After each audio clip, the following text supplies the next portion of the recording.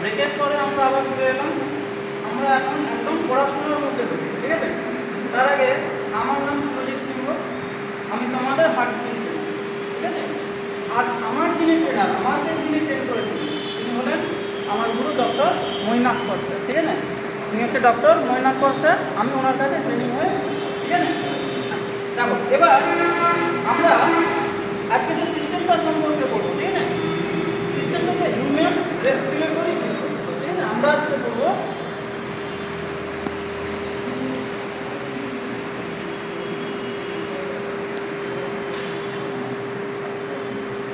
Human respiratory system, ঠিক আছে? আচ্ছা দেখো, হিউম্যান রেসপিরেটরি সিস্টেম, এই সিস্টেম সম্পর্কে তোমরা হয়তো কেউ কিছু জানো বা কেউ জানো না, ঠিক আছে? যাই হোক, দেখো রেসপিরেটরি সিস্টেম, এই সিস্টেমটা আমরা কাকে বলি? আচ্ছা কেউ একটু আমাকে বলতে পারবে যে রেসপিরেটরি সিস্টেম জিনিসটা তো বলতে পারবে? বলো বলো বলো। শ্বাসতন্ত্র, মানে বাংলা মানে হচ্ছে শ্বাসতন্ত্র, ঠিক আছে? দেখো হিউম্যান রেসপিরেটরি সিস্টেম, আমাদের শরীরের মধ্যে তো অনেক সিস্টেম আছে, অনেকগুলো আছে না? কার্ডিওভাস্কুলার রয়েছে, রেসপিরেটরি সিস্টেম রয়েছে, ডাইজেস্টিভ সিস্টেম রয়েছে, ইমিউন সিস্টেম রয়েছে, রিপ্রোডাক্টিভ সিস্টেম রয়েছে, অনেকগুলো রয়েছে। তো তার মধ্যে থেকে পড়বো হিউম্যান রেসপিরেটরি সিস্টেম। তাহলে হিউম্যান রেসপিরেটরি সিস্টেম প্রথমে জানবো রেসপিরেটরি সিস্টেম জিনিসটা। রেসপিরেটরি সিস্টেম কাকে বলবো আমরা? যে অর্গান সিস্টেম রেসপিরেশনের সঙ্গে যুক্ত তাকে আমরা কি বলবো? Respiratory system. বুঝতে পারো তো?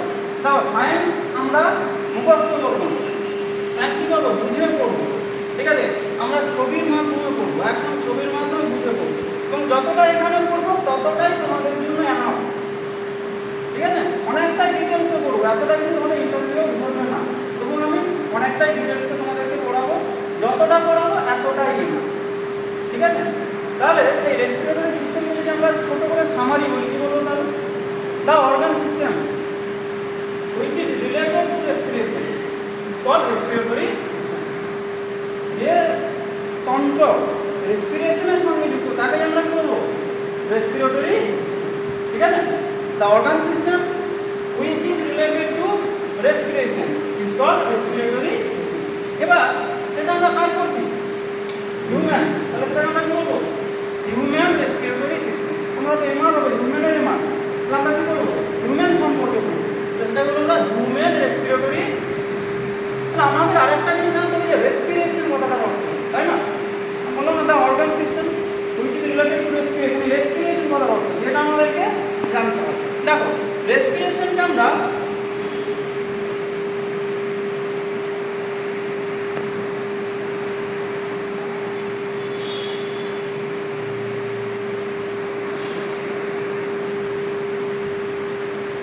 দুটো ভাগে ভাগ করবো, ঠিক আছে? একটা হলো ইন্টারনাল রেসপিরেশন, এটা আরও একটা নাম আছে, একটু পরে বলছি, ঠিক আছে? আর একটা হলো আমরা এক্সটার্নাল রেসপিরেশন, এটারও একটা নাম রয়েছে, একটু পরে বলছি, ঠিক আছে? প্রথমে আমরা জানবো ইন্টারনাল রেসপিরেশন জিনিসটা। দেখো ইন্টারনাল রেসপিরেশন কাকে বলে? এটা একটা সেল, সেল মানে আমরা ছোটোবেলায় পড়েছি কি কোষ, ঠিক আছে? এবার এই সেলকে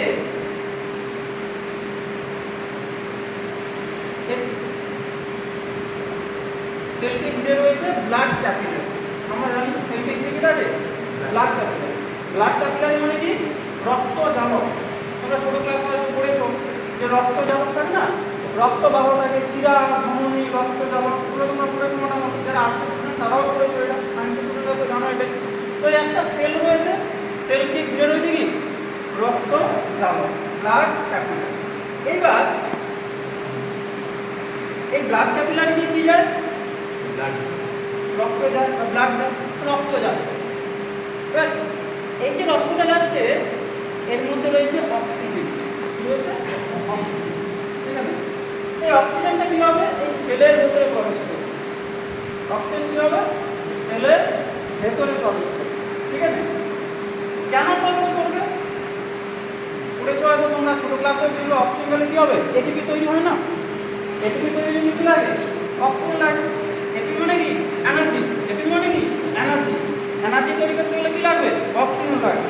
তাই জন্য এই যে ব্লাড ক্যাপিলারি যে রক্তটা যাচ্ছে তার মধ্যে অক্সিজেনটা সেলের ভেতরে প্রবেশ করলো। এবার দেখো সেলের মধ্যে কি তৈরি হয়? কার্বন ডাইঅক্সাইড তৈরি হয় না? যখন এটিপি তৈরি হয় তার বাই প্রোডাক্ট হিসাবে কি তৈরি হয়? Carbon dioxide. তো কার্বন ডাইঅক্সাইড আমাদের শরীরের মধ্যে ক্ষতিকর, এটাকে ছেড়ে দিতে হবে, আমাদেরকে ত্যাগ করতে হবে। কীভাবে ত্যাগ করবো সেটা পরে করবো, কিন্তু সেলটাকে কী করতে হবে? বের করে দিতে হবে। তাই জন্য সেলের ভেতর থেকে যে কার্বন ডাইঅক্সাইডটা তৈরি হচ্ছিল সেটা কী হবে? আবার এই ক্যাপিলারির মধ্যে আসবে, সেটা কী হবে? এইভাবে চলে যাবে। ঠিক আছে? তাহলে আমরা জাস্ট এখান থেকে আমরা কি বুঝলাম? একটা সেল রয়েছে, সেলটি ঘিরে কি রয়েছে? রক্ত জলক। রক্ত জলকের ভেতর দিয়ে কি যাচ্ছে? রক্ত যাচ্ছে, তাই না? এইবার এই রক্তের মধ্যে কি রয়েছে? অক্সিজেন। অক্সিজেনটা সেলের দরকার, অক্সিজেন দরকার। অক্সিজেন না হলে কি তৈরি হবে? হবে না। এই অক্সিজেন কোথায় প্রবেশ করবে? সেলের ভেতরে। আর সেলের ভেতরে বাই প্রোডাক্ট হিসাবে কি তৈরি হয়? Carbon dioxide. সেই কার্বন ডাইঅক্সাইড কি হবে? এই সাথে রক্ত জলকের মধ্যে ছেড়ে দেবে, কারণ এটা আমাদের শরীরের পক্ষে দূষিত, এটা আমার শরীর থেকে ত্যাগ করতে হবে। ঠিক আছে? কীভাবে ত্যাগ করবো আমরা একটু পরে করবো। ঠিক আছে? তাহলে এইটা বোঝা যাচ্ছে, এটা হচ্ছে একটা সেলের ভেতরে হচ্ছে। এটাকে আমরা বলবো ইন্টারনাল রেসপিরেশন। আরও একটা নামে ডাকা, কি বলবো? বোঝা গেল? এটাকে আরও একটা নামে ডাকা, তো বলতে পারবে? বায়োলজি স্টুডেন্টরা হয়তো জানো, এটাকে আরও একটা নামে ডাকা হয় সেলুলার রেসপিরেশন। সেলুলার লেভেল হচ্ছে তো, তাই লিখবো না? Cellular respiration, cellular. ঠিক আছে?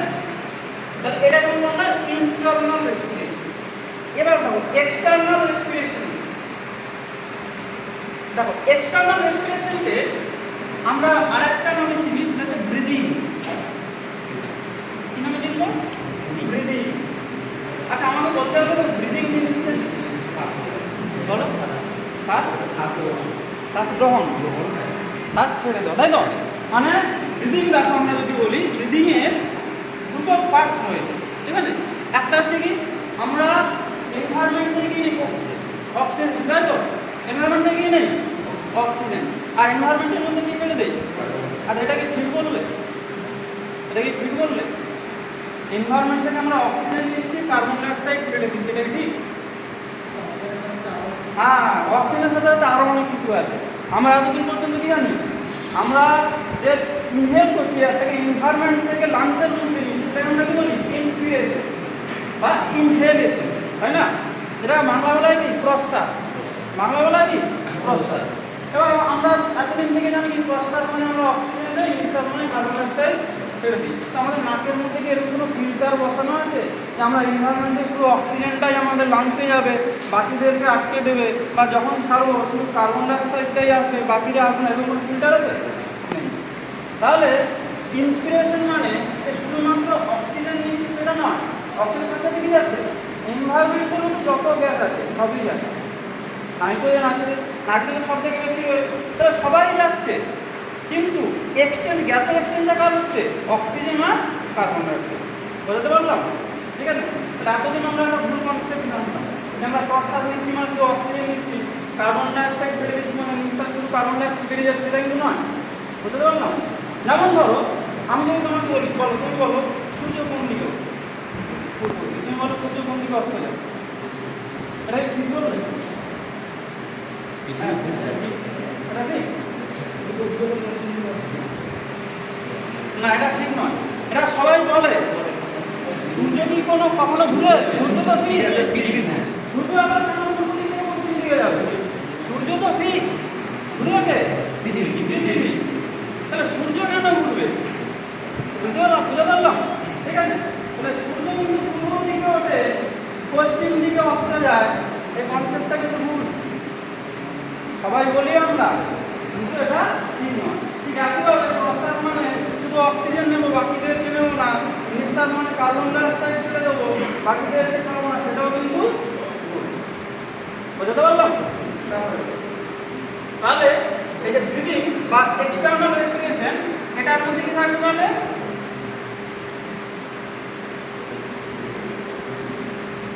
ইন্সপিরেশন আর এক্সপিরেশন। ইন্সপিরেশন আর এক্সপিরেশন। এই ইন্সপিরেশনকে আরেকটা নামে ডাকা হয় ইনহেলেশন। একটা নামে কি নাম রাখবো? ইনহেলেশন।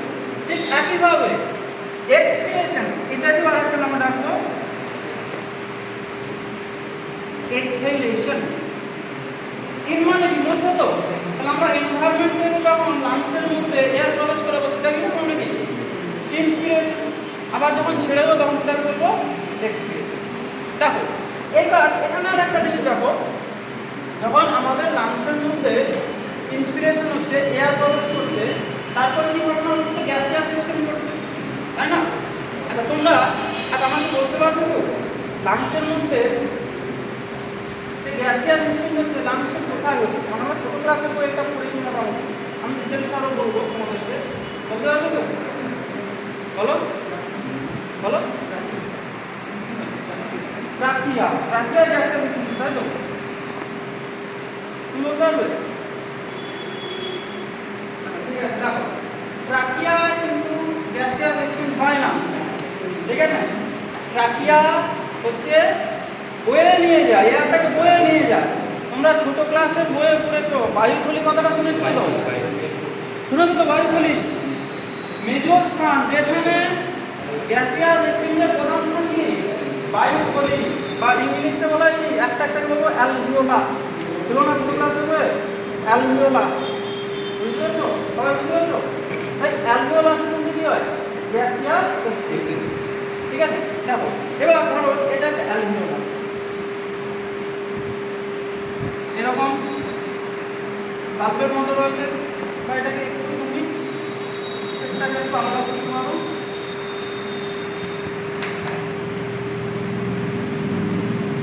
আর এইভাবে একটা অ্যালভিওলাস, ঠিক আছে? এই অ্যালভিওলাস থেকে কি থাকবে? রক্তের জালক। অ্যালভিওলাস থেকে কি থাকবে? রক্তের জালক, ঠিক আছে? Blood capillary.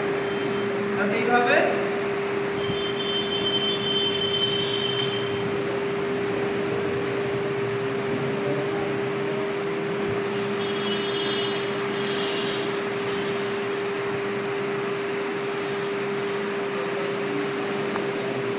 ব্লাড ক্যাপিলারি, রক্তের জালক, ঠিক আছে? এবার তুমি যখন ইন্সপিরেশন করছো তখন এর মধ্যে অনেক গ্যাস আসছে, তার মধ্যে আমরা এখানে কি বলবো? অক্সিজেন রয়েছে, রয়েছে তো? এখান থেকে যখন রক্তটা যাচ্ছে, সেই রক্তের মধ্যে কি থাকছে বেশি? Carbon dioxide. কি থাকছে? Carbon dioxide. এই যে কোর্সে আমরা পড়েছিলাম কার্বন ডাইঅক্সাইড বাইরে আসছে, ওকে বাইরে বের করতে হবে, ওকে বাইরে বের করতে হবে। তাহলে রক্ত জ্বালানোর মধ্যে কি রয়েছে? কার্বন ডাইঅক্সাইড রয়েছে। সেই কার্বন ডাইঅক্সাইডটা কি হবে? এই বায়ুথলির ভেতরে বা অ্যালভিওলাসের মধ্যে প্রবেশ করে, বুঝতে পারলাম? সেই কার্বন ডাইঅক্সাইড এই বায়ুথলি বা অ্যালভিওলাসের মধ্যে কোন পদ্ধতিতে প্রবেশ করবে? বলতে পারবে যে কোন পদ্ধতিতে প্রবেশ করে? তারা সায়েন্স হবে, তারা আমাকে বলতে পারবে কোন পদ্ধতিতে প্রবেশ করে। ডিফিউশন, ব্যাপন, ব্যাপন আমরা শুনে ব্যাপন পদ্ধতি, ডিফিউশন পদ্ধতিতে প্রবেশ করে। আবার তাহলে CO2 তো বাইরে বেরিয়ে গেল, অক্সিজেন তো আমাদের দরকার, অক্সিজেনকে নিতে হবে। সেই অক্সিজেন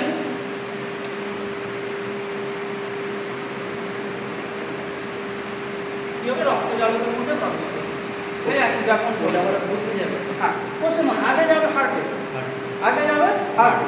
কারণ হার্ট পাম্প করলে তো রক্ত সারা বডিতে যাবে, আগে হার্টে যাবে, ঠিক আছে? যেমন হয় না মেশিন চললে তো জল চারদিকে যায় পাইপের ভেতর দিয়ে, হ্যাঁ, তাহলে সেখানে মেশিন হচ্ছে। আর আমরা কার্ডিওভাস্কুলার সিস্টেম যখন করবো তখন আমরা করবো, ঠিক আছে? তাহলে এটা শুধু জেনে রেখে দাও। এখানে কি হচ্ছে? তাহলে এক্সটার্নালে আমরা দেখছি গ্যাসিয়াস এক্সচেঞ্জ হচ্ছে। এখানে কি করছে? গ্যাসিয়াস এক্সচেঞ্জ হচ্ছে, বুঝতে পারলাম? তাহলে রেসপিরেশন, একটা সেলুলার রেসপিরেশন বা ইন্টারনাল, আর একটা হচ্ছে এক্সটার্নাল, যেটাকে আমরা বলবো কি ব্রিদিং। এর মধ্যে কি হচ্ছে? ইন্সপিরেশন বা ইনহেলেশন, এক্সপিরেশন বা এক্সহেলেশন। ক্লিয়ার? বুঝতে পারলাম? ঠিক আছে, চলো এবার পরে এটা বুঝছি।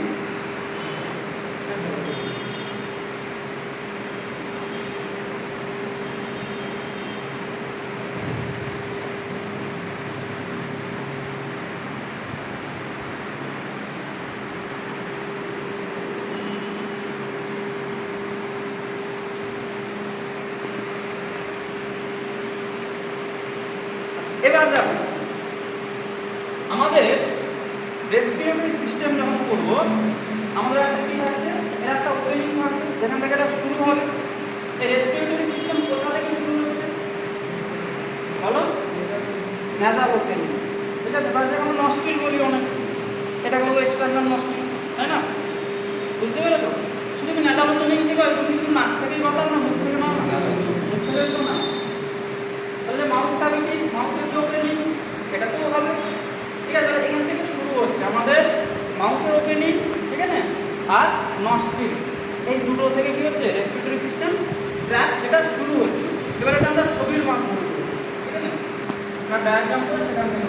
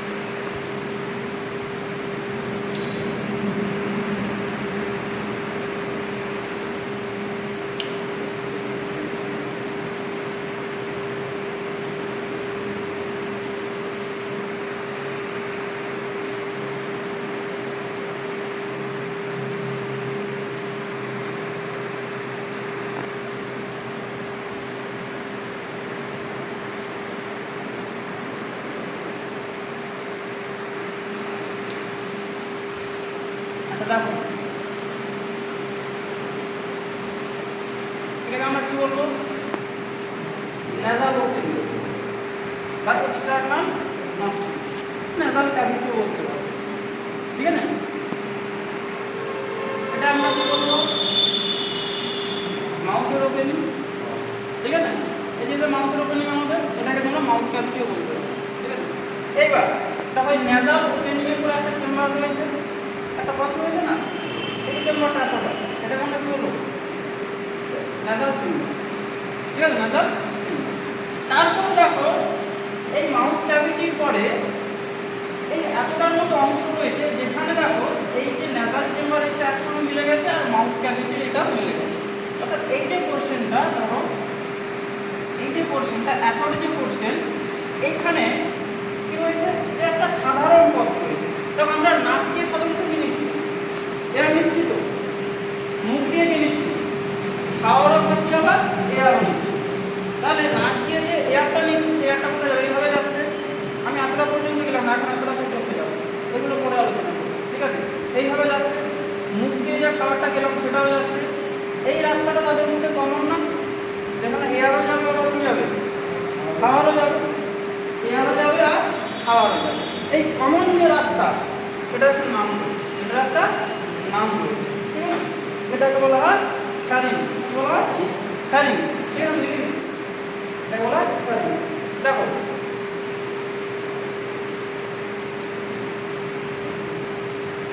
এটা বলবো না ফ্যারিংস, ঠিক আছে? এই ফ্যারিংসের তিনটে পার্ট রয়েছে, ফ্যারিংসের তিনটে পার্ট রয়েছে। দেখো এই যে পোর্শনটা ফ্যারিংসের, এই যে পোর্শনটা যদি আমরা ধরি, ধরো এই পোর্শনটা, এই পোর্শনটা এটা কোথায় রয়েছে? নেজাল ক্যাভিটির পেছনে রয়েছে, রয়েছে না? এটা তো নেজাল ক্যাভিটি, এর পেছনে রয়েছে এটা। তাহলে এটাকে আমরা কি বলবো? নেজাল ক্যাভিটির পেছনে মানে কি বলবো? নেসোফ্যারিংস। কি বলবো? নেসোফ্যারিংস। এটাকে বলবো আমরা নেসোফ্যারিংস। এটা যদি আমরা ছোট্ট করে ডেফিনেশন দেখি নেসোফ্যারিংস কি হবে? The region of pharynx which is present behind the nasal cavity is called nasopharynx. Nasal cavity পেছনে pharynx এর যে অংশটা তাই বলবো nasopharynx, ঠিক আছে? The region of pharynx which is present behind the nasal cavity is called nasopharynx, ঠিক আছে? ঠিক একইভাবে এই অংশটা কোথায় রয়েছে? ওরাল ক্যাভিটির পেছনে রয়েছে, রয়েছে তো? এটাকে তাহলে আমরা কি বলবো? এটা ন্যাসাল ক্যাভিটির পেছনে ছিল বলে কি বলেছিলাম? ন্যাসোফ্যারিংস। ওরাল ক্যাভিটির পেছনে থাকলে কি বলবো? বলো। ন্যাসোফ্যারিংস তো ন্যাসাল ক্যাভিটির পেছনে ছিল বলেছিলাম। এবার ওরাল ক্যাভিটির পেছনে যে ফ্যারিংসের পার্ট এটা কি বলবো? ওরোফ্যারিংস। কি বলবো? ওরোফ্যারিংস। বুঝতে পারলাম? কি বলবো? ওরোফ্যারিংস।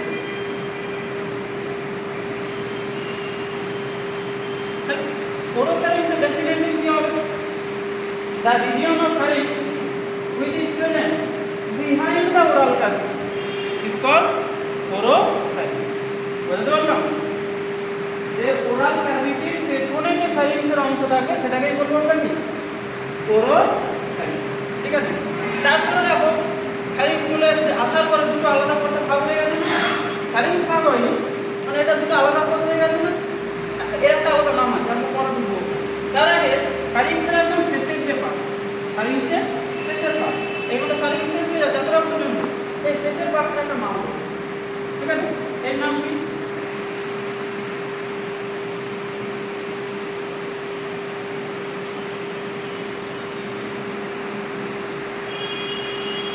ল্যারিঙ্গোফ্যারিংস। কেন ল্যারিঙ্গো বলছি? দেখো এই যে ফ্যারিংস তাহলে এখানে শেষ হয়ে যাচ্ছে, ফ্যারিংসের পরে শুরু হচ্ছে ল্যারিংস, ফ্যারিংসের পরে কি শুরু হচ্ছে? ল্যারিংস। আচ্ছা, তার আগে দেখো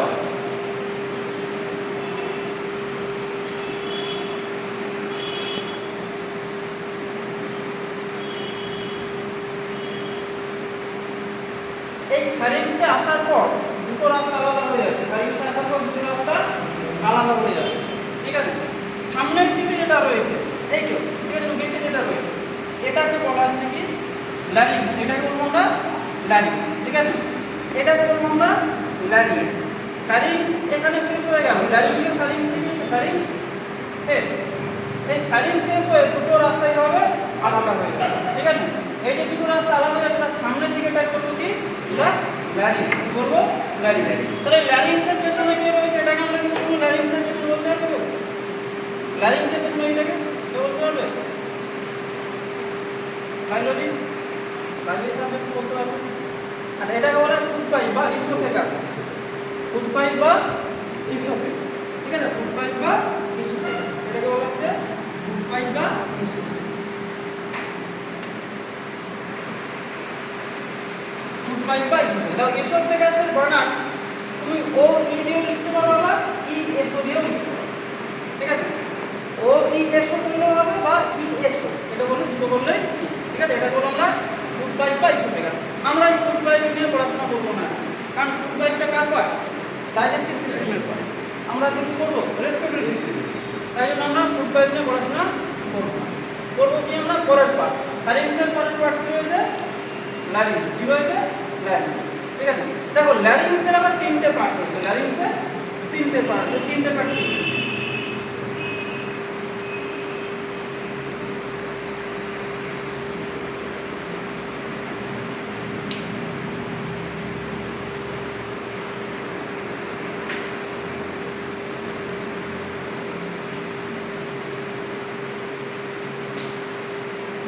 গ্লটিস। কি বলবো? গ্লটিস। এটাকে বলবো গ্লটিস। এই গ্লটিসের উপরে এটাকে বলবো সুপ্রা গ্লটিস। সুপ্রা মানে কি? উপরে। সুপ্রা মানে কি? উপরে। এটাকে বলবো সুপ্রা গ্লটিস।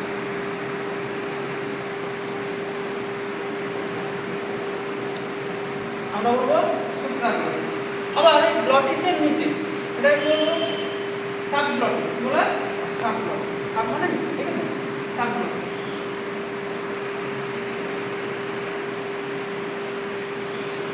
ঠিক আছে? এবার দেখো যে গ্লটিস যেটা বললাম আমরা, এই গ্লটিসের মধ্যে কি দেখা যায়? Vocal cord. কি দেখা যায়? Vocal cord.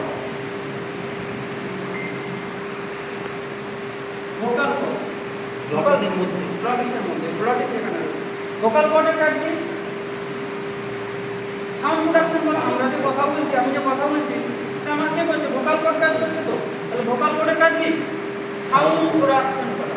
আর এই সাউন্ড প্রোডাকশনকে সাইন্টিফিক্যালি একটা নামে ডাকা হয়, বলা হয় ফোনেশন। বলা হয় ফোনেশন। ঠিক আছে? ফোনেশন মানে সাউন্ড প্রোডাকশন। আর ফোনেশন করতে গিয়ে এই ভোকাল কর্ড, মানে সাউন্ডটাকে সে তৈরি করছে। ভোকাল কর্ড কোথায় রয়েছে? গ্লটিসের মধ্যে রয়েছে। কোথায় রয়েছে? গ্লটিস। বুঝতে পারলাম? ঠিক আছে। এবার দেখো, তাহলে ধরো কোনো একজন ব্যক্তি একটা খাবার খেলো, সেই খাবারটা খেলো, কিছুক্ষণ বলো ম্যাস্টিকেশন করলো, ঠিক আছে, আস্তে আস্তে খাবারটা কী হবে? এইভাবে আসতে এইভাবে আসতে নিচের দিকে। দেখো তো দুটো রাস্তা রয়েছে যাওয়ার জন্য, আছে না? হয় সে যে ফুড পাইপে ঢুকবে, নাহলে কোথায় ঢুকবে? ল্যারিংসে ঢুকবে, মানে ইসোফেগাসে ঢুকবে, নাহলে ল্যারিংসে ঢুকবে। বুঝতে পারলাম? এইবার তোমরা আমাকে বলো, এই দুটোর মধ্যে কোনটায় ঢোকা সব থেকে ভালো? কোনটায় ঢোকা উচিত? ইসোফেগাসে ঢোকা উচিত, তাই না? তাহলে এ যখন ইসোফেগাসে ঢুকবে, এখানে নিশ্চয়ই কেউ তো একটা রয়েছে যে এই যে কী করবে, ল্যারিংসের মধ্যে ঢুকতে দেবে না। ট্রাফিক পুলিশ থাকে না, একটা রাস্তায় যে দুটো জায়গায় ভাগ হয়ে গেছে, একদিকে বড় রাস্তা, একদিকে ছোটো রাস্তা। তো ট্রাফিক পুলিশ কী করবে? একটা বড় লরি এসছে, তাই কি ছোটো রাস্তায় ঢুকে দেবে? কখনোই সম্ভব না। তাই কী করবে? বড় রাস্তায় ঢুকাবে।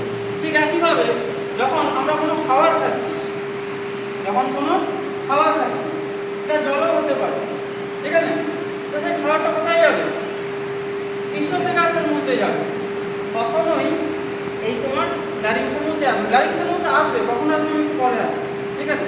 তাহলে এটা ইসোফেগাসের মধ্যে পাঠানোর জন্য এখান থেকে ট্রাফিক পুলিশের মতো একজন বসে আছে, সে কী করবে? একে কখনোই এই ল্যারিংসের মধ্যে ঢুকতে দেবে না। সেটার নাম দেখো, এখানে ট্রাফিক পুলিশের মধ্যে যে বসে আছে, কেউ একটা ঢাকনার মতো কাটলেজ, লিপসের কাটলেজ, মানে হচ্ছে পাতার মতো কাটলেজ বসে আছে, ঠিক আছে। এইটা একটা নাম রয়েছে।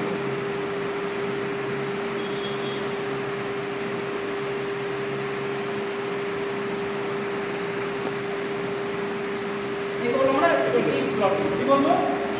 এপিগ্লটিস। বুঝতে পারলাম? এবার যখন এই খাবারটা যখনই খাবারটা চলে আসবে, সঙ্গে সঙ্গে এপিগ্লটিস কী হবে? ঢাকনা বন্ধ হয়ে যাবে। তাহলে কি আর ঢুকতে পারবে এখানে? খাবার ঢুকতে পারবে, সঙ্গে কী হবে?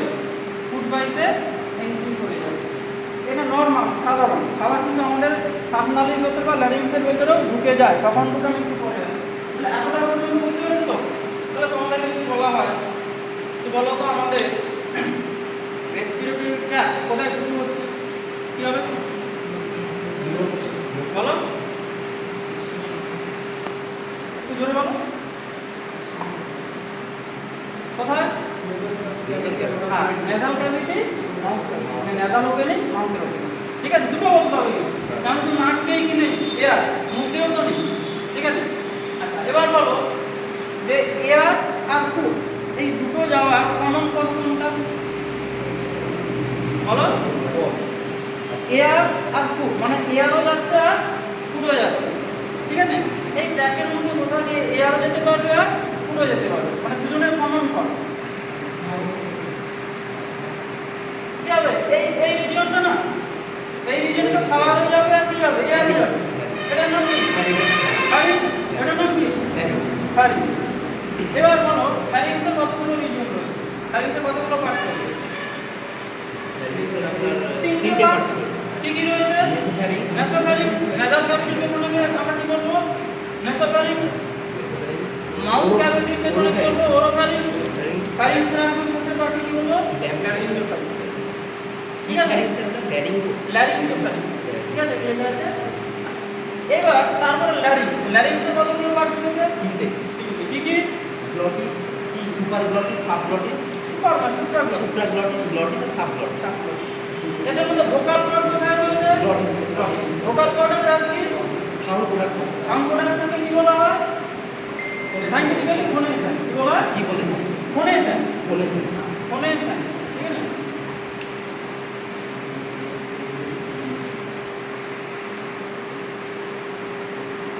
ফোনেশন, ঠিক আছে। ফোনেশন কাকে বলে তখন? ওকে, ফোনেশন মানে তো সাউন্ড প্রসেস। ফোনেশন হচ্ছে একটা প্রসেস। এটা হচ্ছে সাউন্ড প্রোডাকশন। এই যে সাউন্ড প্রোডাকশন হচ্ছে, এটা হচ্ছে ফোনেশন। এটা কেন হয়? এই যে গ্লটিস রয়েছে, গ্লটিসের ভোকাল কর্ড রয়েছে, এর মধ্যে লিগামেন্টের মতো রয়েছে, ঠিক আছে। তার জন্য সাউন্ড প্রোডাকশনের জন্য বলবো এই প্রসেসটাকে বলা হচ্ছে ফোনেশন। বলা হয় ফোনেশন, ঠিক আছে। আচ্ছা, এইবার আপনারা পর্যন্ত বুঝতে পেরেছো? পেলে তো আপনারা পর্যন্ত। এইবার তাহলে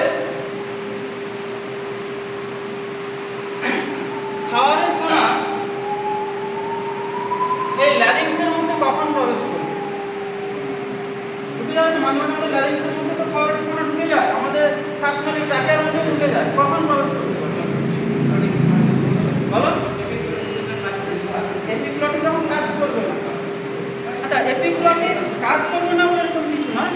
দেখো, একমাত্র তখনই প্রবেশ করবে যদি এপিগ্লটিস খোলা অবস্থায় থাকে, তাই না?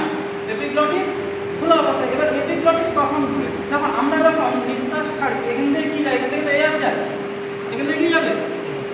এয়ার যাবে। এবার এই যদি এপিগ্লটিস যদি বন্ধ থাকে, এয়ার কি বাইরে হতে পারবে? তাহলে যখন আমরা নিঃশ্বাসটা ছাড়ছি তখন এপিগ্লটিস খোলা আছে, খোলা আছে। এবার তুমিও খাচ্ছ, খেতে খেতে কথা বলছো, খেতে খেতে কথা বলছো, তাহলে যখন কথা বলছো তোমার সাথে কি হচ্ছে? নিঃশ্বাস এপিগ্লটিস কি আছে? খোলা আছে। তাহলে যখন এপিগ্লটিসটা খোলা আছে তখন এই যে খাবারের কণা এই ইসোফেগাস লাগিয়ে তোমার ল্যারিংস বা শ্বাসনালীর মধ্যে প্রবেশ করতে পারে তো।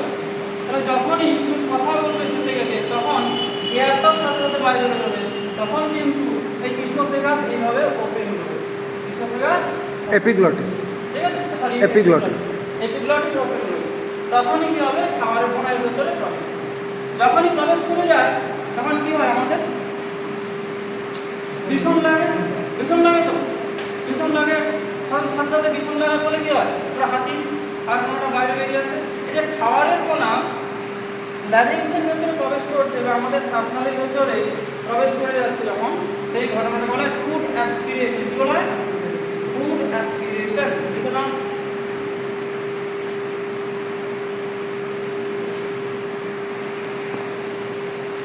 ফুড অ্যাসপিরেশন, ঠিক আছে? আচ্ছা, এবার তোমরা আমাকে বলো, যখন ফুড অ্যাসপিরেশন হচ্ছে তখন আমাদের কি লাগছে? বিষম লাগছে, তাই তো? এবার বলে বিষম লাগাটা ভালো না খারাপ? অবশ্যই খারাপ। বিষম লাগা খারাপ, তাই তো? কি হবে? বিষম লাগা ভালো না খারাপ? হ্যাঁ বলো।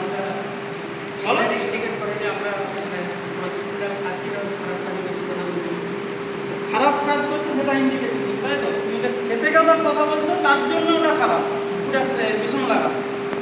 আচ্ছা দেখো, তোমার যদি বিষম না লাগে তাহলে খাওয়াটা কোথায় যাবে? তাহলে লাংসে চলে যাবে। সেটা কি আরো ভালো? সেটা কি আরো ভালো? তাহলে এই যে বিষম লাগছে মানে কি? ও তো রিফ্লেক্স করছে, এটা তো শরীরের মধ্যে মেকানিজম, ও তো রিফ্লেক্স করছে। ফলে কি হচ্ছে? খাবারটা বাইরে যাচ্ছে। এটা অবশ্যই ভালো, এটা খারাপ কেন হবে? তুমি খেতে খেতে কথা বলছো, সেটা খারাপ জিনিস বলে বিষম লাগা খারাপ, এটা হলো যুক্তি নয়, ঠিক আছে? আচ্ছা, এইবার দেখো, তাহলে যখন ফুড অ্যাসপিরেশন হচ্ছে, যখন আমাদের বিষম লাগছে, দুজনরা কি বলে? আর কথা বলতে না, কথা বলতে না তো বলে, আর একটা কি বলে? জল জল খাবে। জল খাওয়াটা কি ঠিক? জল খাওয়াটা কি ঠিক? তোমার ভীষণ লেগেছে, তোমার দুজন বললে জল খাও, বলে তো, সবার ঘরেই বলে, ঠিক আছে? তাই জল খাওয়াটা কি ঠিক?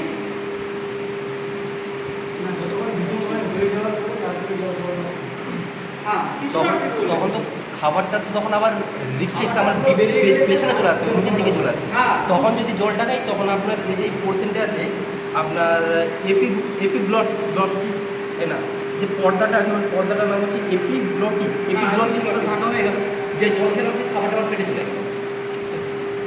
অনেকটা ঠিক বলেছো। দেখো, তুমি যখন জল খাবে, তোমার যখন বিষম লেগেছে, ঠিক আছে, তখন এপিগ্লটিস কি আছে? খোলা আছে, তখন তো বাইরে বের করতে হবে খাবার খাবে, নাহলে তো লাংসে ঢুকে যাবে গিয়ে। এবার তুমি জল খেলে, জল খেলে কি করবে? সে তো এপিগ্লটিসের উপরে চাপ দিবে, এপিগ্লটিস বন্ধ হয়ে যাবে, খাওয়া কি বাইরে বেরোবে? তাহলে জল খাওয়া কি ঠিক? জল খাওয়া ঠিক না। কিছুক্ষণ পরে জল, কিছুক্ষণ পরে জল, সঙ্গে সঙ্গে জল খাওয়া কিন্তু ঠিক। তুমি উল্টে তাকে উল্টে যদি তুমি পিঠে দুটো মারো, মারলে কি হবে? আরো আগে রিফ্লেক্স হবে, আরো তাড়াতাড়ি বেরোবে। কিন্তু সাথে সাথে জল খেয়ে না ভীষণ লেগেছে বলে তখন কিন্তু এই খাবারের কণা আর বাইরে নাও বেরোতে পারে, মানে এপিগ্লটিসকে জল দিয়ে কি করে? এপিগ্লটিসকে বন্ধ করে দেবে। বুঝতে পারলাম? ঠিক আছে? তাহলে এতটা পর্যন্ত বুঝতে পেরেছো? এইবার আমরা রেসপিরেটরি সিস্টেমের পরের প্রশ্নগুলো করব, ঠিক আছে? বুঝছি এটা?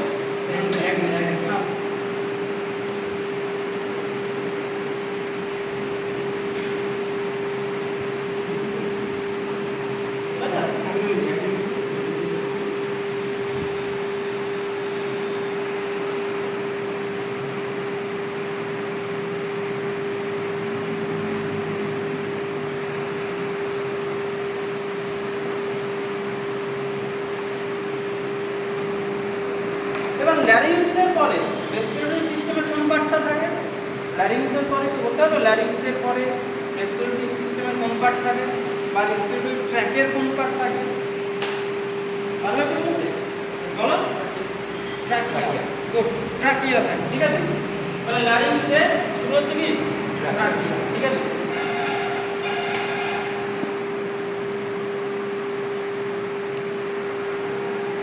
এইভাবে ট্র্যাকিয়া, ঠিক আছে?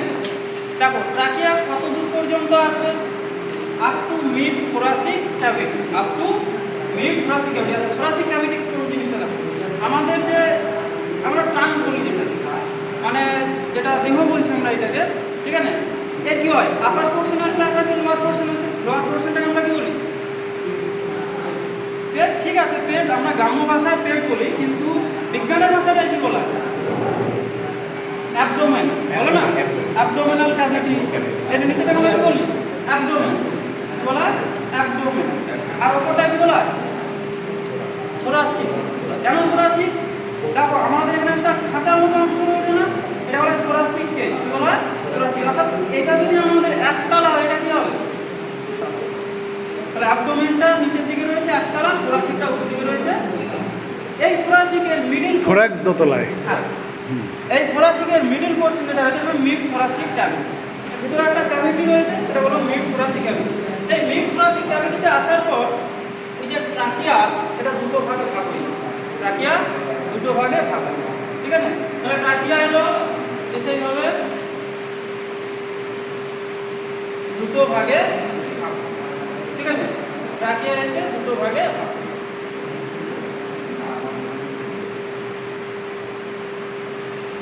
ঠিক আছে?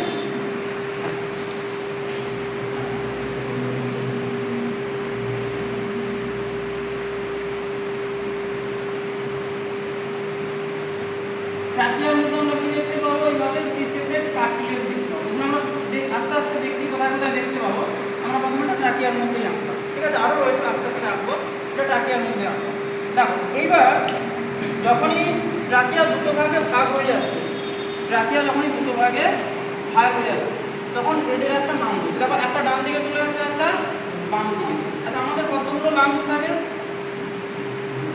দুটো লাংস। কতগুলো লাংস? দুটো লাংস। তাহলে যেহেতু দুটো লাংস, কতগুলো ভাগে ভাগ হবে? দুটো ভাগে। তাহলে যেটা ডান দিকে ভাগ হয়ে যেটা কোথায় যাবে? ডান লাংসে গিয়ে প্রবেশ করবে। এটা বাম দিকে কোথায় প্রবেশ করবে? বাম দিকের লাংসে গিয়ে প্রবেশ করবে।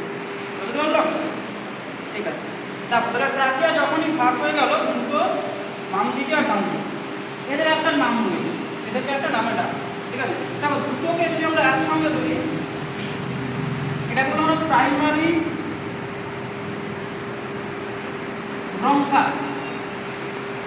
একটাকে বলবো সিঙ্গুলার প্রাইমারি ব্রঙ্কাস। অর্থাৎ ট্রাকিয়া ভাগ হয়ে কি করছে? দুটো প্রাইমারি ব্রঙ্কাস। এবার যখন প্লুরাল হবে, এটা দুটো মানে কি প্লুরাল, তখন হচ্ছে ব্রঙ্কাই, তখন কি বলা হয়? ব্রঙ্কাস। একটা একটা করবো কি? Primary bronchus. কি বলা হয়? Primary bronchus. এই ব্রঙ্কাসগুলো কোথায় প্রবেশ করবে? লাংসের ভিতরে প্রবেশ করবে, ঠিক আছে?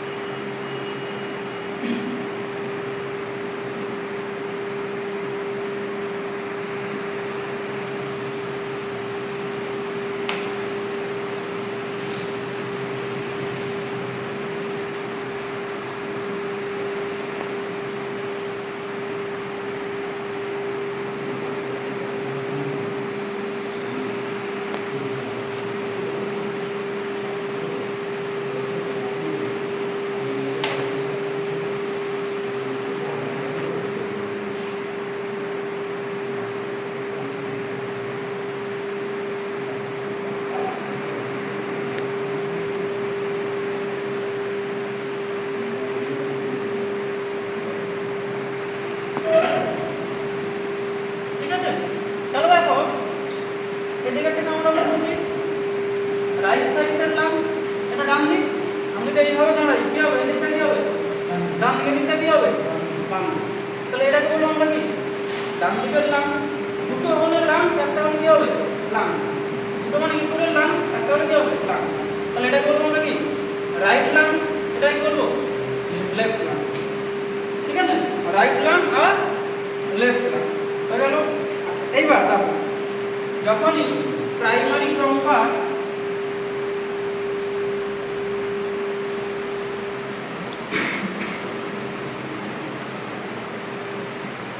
লাংসের মধ্যে প্রবেশ করবে, সাথে সাথে যেটা ডান দিকে অর্থাৎ রাইট লাং এর ক্ষেত্রে কি প্রাইমারি ব্রঙ্কাস গিয়ে লাংসের ভেতরে আবার তিনটে ব্রাঞ্চ তৈরি করবে।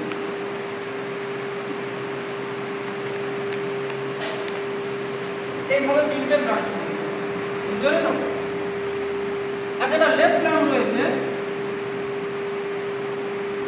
লেফট লাংয়ের ক্ষেত্রে কটা ব্রাঞ্চ তৈরি করবে? দুটো। কটা তৈরি করবে?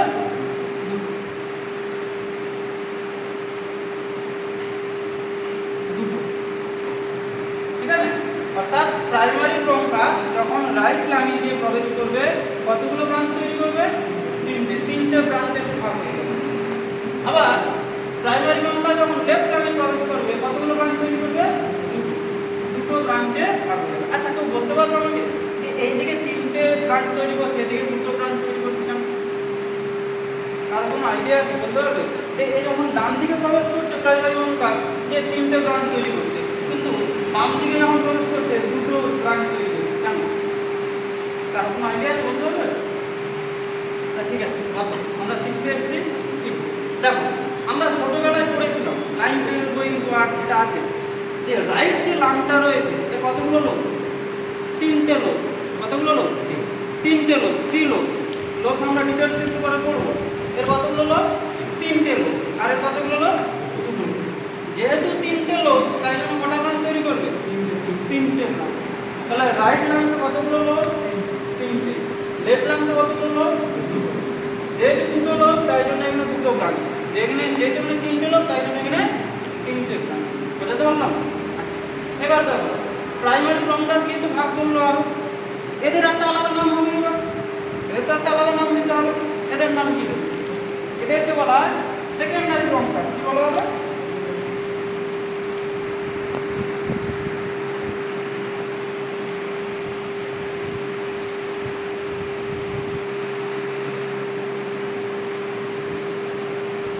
Secondary bronchus. ঠিক আছে? আবার এই সেকেন্ডারি ব্রঙ্কাস আরো ভাগ অর্থাৎ আরো ফাইন হবে। আরো ফাইন ভাগ হচ্ছে মানে কি? আরো ফাইন হচ্ছে, আরো সরু হচ্ছে, আরো সরু হচ্ছে। বুঝতে পারলাম? ভাগ হচ্ছে মানে কি? আরো সরু। দেখো এইটা যতটা ডায়ামিটার ছিল এটা আরো কমিয়েছে, মানে কি আরো সরু হচ্ছে। ঠিক আছে? তাহলে এই যখন আরো ভাগ হবে এইভাবে ভাগ হবে। কে ভাগ হয়েছে? এটা সেকেন্ডারি ব্রঙ্কাস। কে ভাগ হয়েছে? Secondary bronchus. তখন এর আলাদা একটা নাম হবে। এর নাম হবে তখন টারসিয়ারি ব্রঙ্কাস। কি নাম?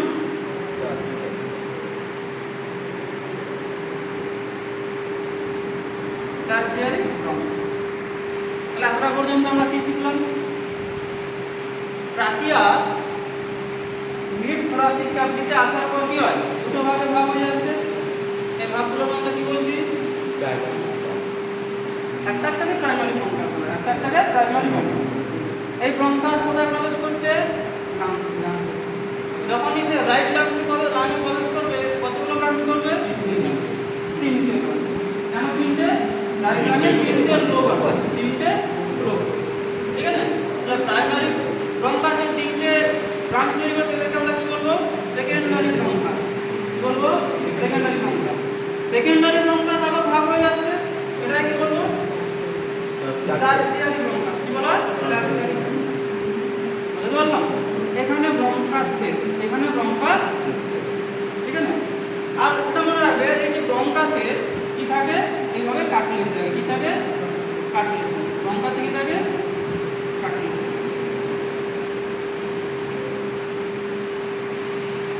ব্রঙ্কাসের মধ্যে কি থাকবে? কাটলেজ। কাটলেজ থাকলে কি সুবিধা হয় বলতে পারবে? যে কাটলেজ থাকলে কি সুবিধা হয়? আমাদের ট্রাকিয়াতে কাটলেজ রয়েছে, কি সুবিধা রয়েছে এর জন্য তো বলতে পারবে? এই যে কাটলেজ থাকার জন্য কি সুবিধা হয়? কাটলেজ মানে কি অ্যাকচুয়ালি বাংলায় কি বলা হয়? তরুণ আসতে, তাই না? বাংলায় কি বলা হয়? তরুণ আসতে। দেখো কাটলেজ থাকলে কি হয়? ট্রাকিয়া চুপসে যাবে। কার্টিলেজ না থাকলে কি হবে, ট্রাকিয়াটা কি হবে, চুপসে যাবে, তাই না? তাহলে এখানে আমাদের ব্রঙ্কাস শেষ। ব্রঙ্কাসের পরে আরো ফাইন ভাগ হবে, আরো ফাইন ভাগ হবে, ঠিক আছে? এবার শুরু হবে ব্রঙ্কিওল। কি শুরু হবে? ব্রঙ্কিওল, ঠিক আছে? দেখো ব্রঙ্কাস আরো ভাগ হচ্ছে এইভাবে, এইভাবে ভাগ হবে, ঠিক আছে? এবার দেখো প্রথমে যেটা ভাগটা হয়েছে সেটাকে আমরা কি বলি, আমরা যখন কোনো কিছু শুরু করি সেটাকে আমরা কি বলি, ইনিশিয়াল বলি। ইনিশিয়াল কি বলা হয়? প্রথম তুমি বলছো এটা ইংলিশে কি বলা হয়, ইনিশিয়াল। শুরু করতে চলেছে মানে কি ইনিশিয়াল, ঠিক আছে? তাহলে এখানে ব্রঙ্কিওলটা শুরু হচ্ছে, ব্রঙ্কাসের ব্রঙ্কিওল শুরু হচ্ছে, তাহলে এটাকে আমরা কি বলবো, ইনিশিয়াল ব্রঙ্কিওল। কি বলা হয়? Initial bronchiole. তাহলে এটা কি বলবো, ইনিশিয়াল ব্রঙ্কিওল।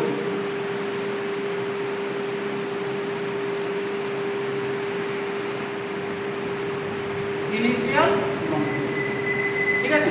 দেখো এই যে ইনিশিয়াল ব্রঙ্কিওল, এ আবার ভাগ হবে, এরও আবার ফাইন স্ট্রাকচার, ঠিক আছে? তাহলে এ আবার ভাগ হয়ে যাবে,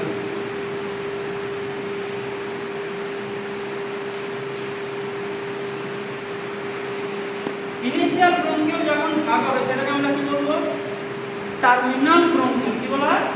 টার্মিনাল ব্রঙ্কিওল। টার্মিনেশন কথার অর্থ কি বলতে হবে, যে টার্মিনেশন, ধরো বাস স্টপেজ আর বাস টার্মিনাস, এই দুটোর মধ্যে পার্থক্য মানে যেখান থেকে শেষ হয়, শুরু হয়, বলো, যেখান থেকে লাস্ট থামে।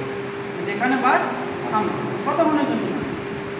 দেখো স্টপেজ মানে কি, পারমানেন্ট দাঁড়াবে, প্যাসেঞ্জার নেবে চলে যাবে। কিন্তু টার্মিনাল বলবি না, বাস টার্মিনাস। টার্মিনাল মানে কি, ওর শেষ গন্তব্যস্থলটা, ওখানে গিয়ে কি হবো, থেমে যাবে, পুরো থেমে যাবে, এটা বলবো আমরা বাস টার্মিনাস। একইভাবে যেমন এই ব্রঙ্কিওল যখন শুরু হয়েছিল সেটা কি বলছিলাম, ইনিশিয়াল ব্রঙ্কিওল। আর ব্রঙ্কিওল যখন শেষ হয়ে যাবে তখন সেটা কি বলবো, টার্মিনাল ব্রঙ্কিওল। কি বলা হবে, টার্মিনাল ব্রঙ্কিওল। মানে এখানে গিয়ে ব্রঙ্কিওল শেষ, এখানে গিয়ে ব্রঙ্কিওল শেষ, বুঝতে পেরেছো? মানে ব্রঙ্কিওলসের অনেকগুলো ভাগ থাকে, সেগুলোতে এত বোর্ডে আঁকা সম্ভব না, খালি শুরুটা শেষটাও আঁকলো। এমনি প্রচণ্ড গরম, ওর কষ্ট হচ্ছে বুঝতে পারছি, সমানে মুখ মুছতে মুছতে করছে। আমাদের এখানে প্রচণ্ড গরম। এটা কি বলবো, টার্মিনাল ব্রঙ্কিওল। দেখো এতটা পর্যন্ত জানলে তোমাদের ঠিক আছে। এরপরে আরো শাখা আছে, আরো ফাইন ভাগ আছে, ঠিক আছে? আর একটা জিনিস মনে রাখবে, এই যে কার্টিলেজ যেটা বলেছিলাম, কার্টিলেজ কেবলমাত্র এই ট্রাকিয়া আর ব্রঙ্কাসে রয়েছে, ব্রঙ্কিওলে কিন্তু কার্টিলেজ থাকে না, ব্রঙ্কিওলে কার্টিলেজ থাকে না। এই যে কার্টিলেজগুলো দেখো, সিসেপের কার্টিলেজ, এগুলো কিন্তু ব্রঙ্কিওলের মধ্যে নেই, ঠিক আছে? এটা ব্রঙ্কাসে গিয়ে শেষ হয়ে যাবে, ঠিক আছে?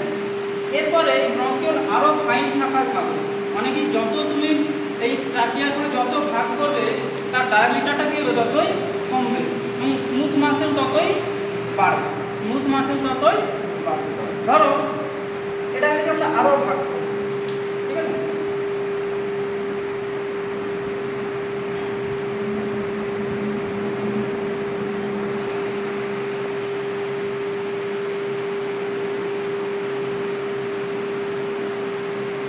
এভাবে হচ্ছে ভাগ করব, ঠিক আছে? এটা একটা নাম দেবো।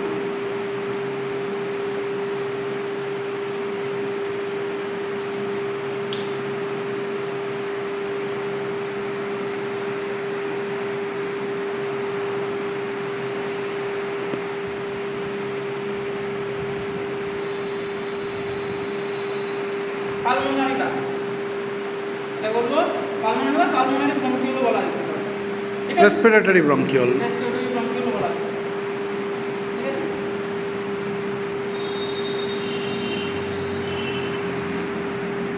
এই রেসপিরেটরি ব্রঙ্কিওল আরো শাখায় ভাগ হবে, ঠিক আছে? কারণ এটা আরো ভাগ হয়েছে।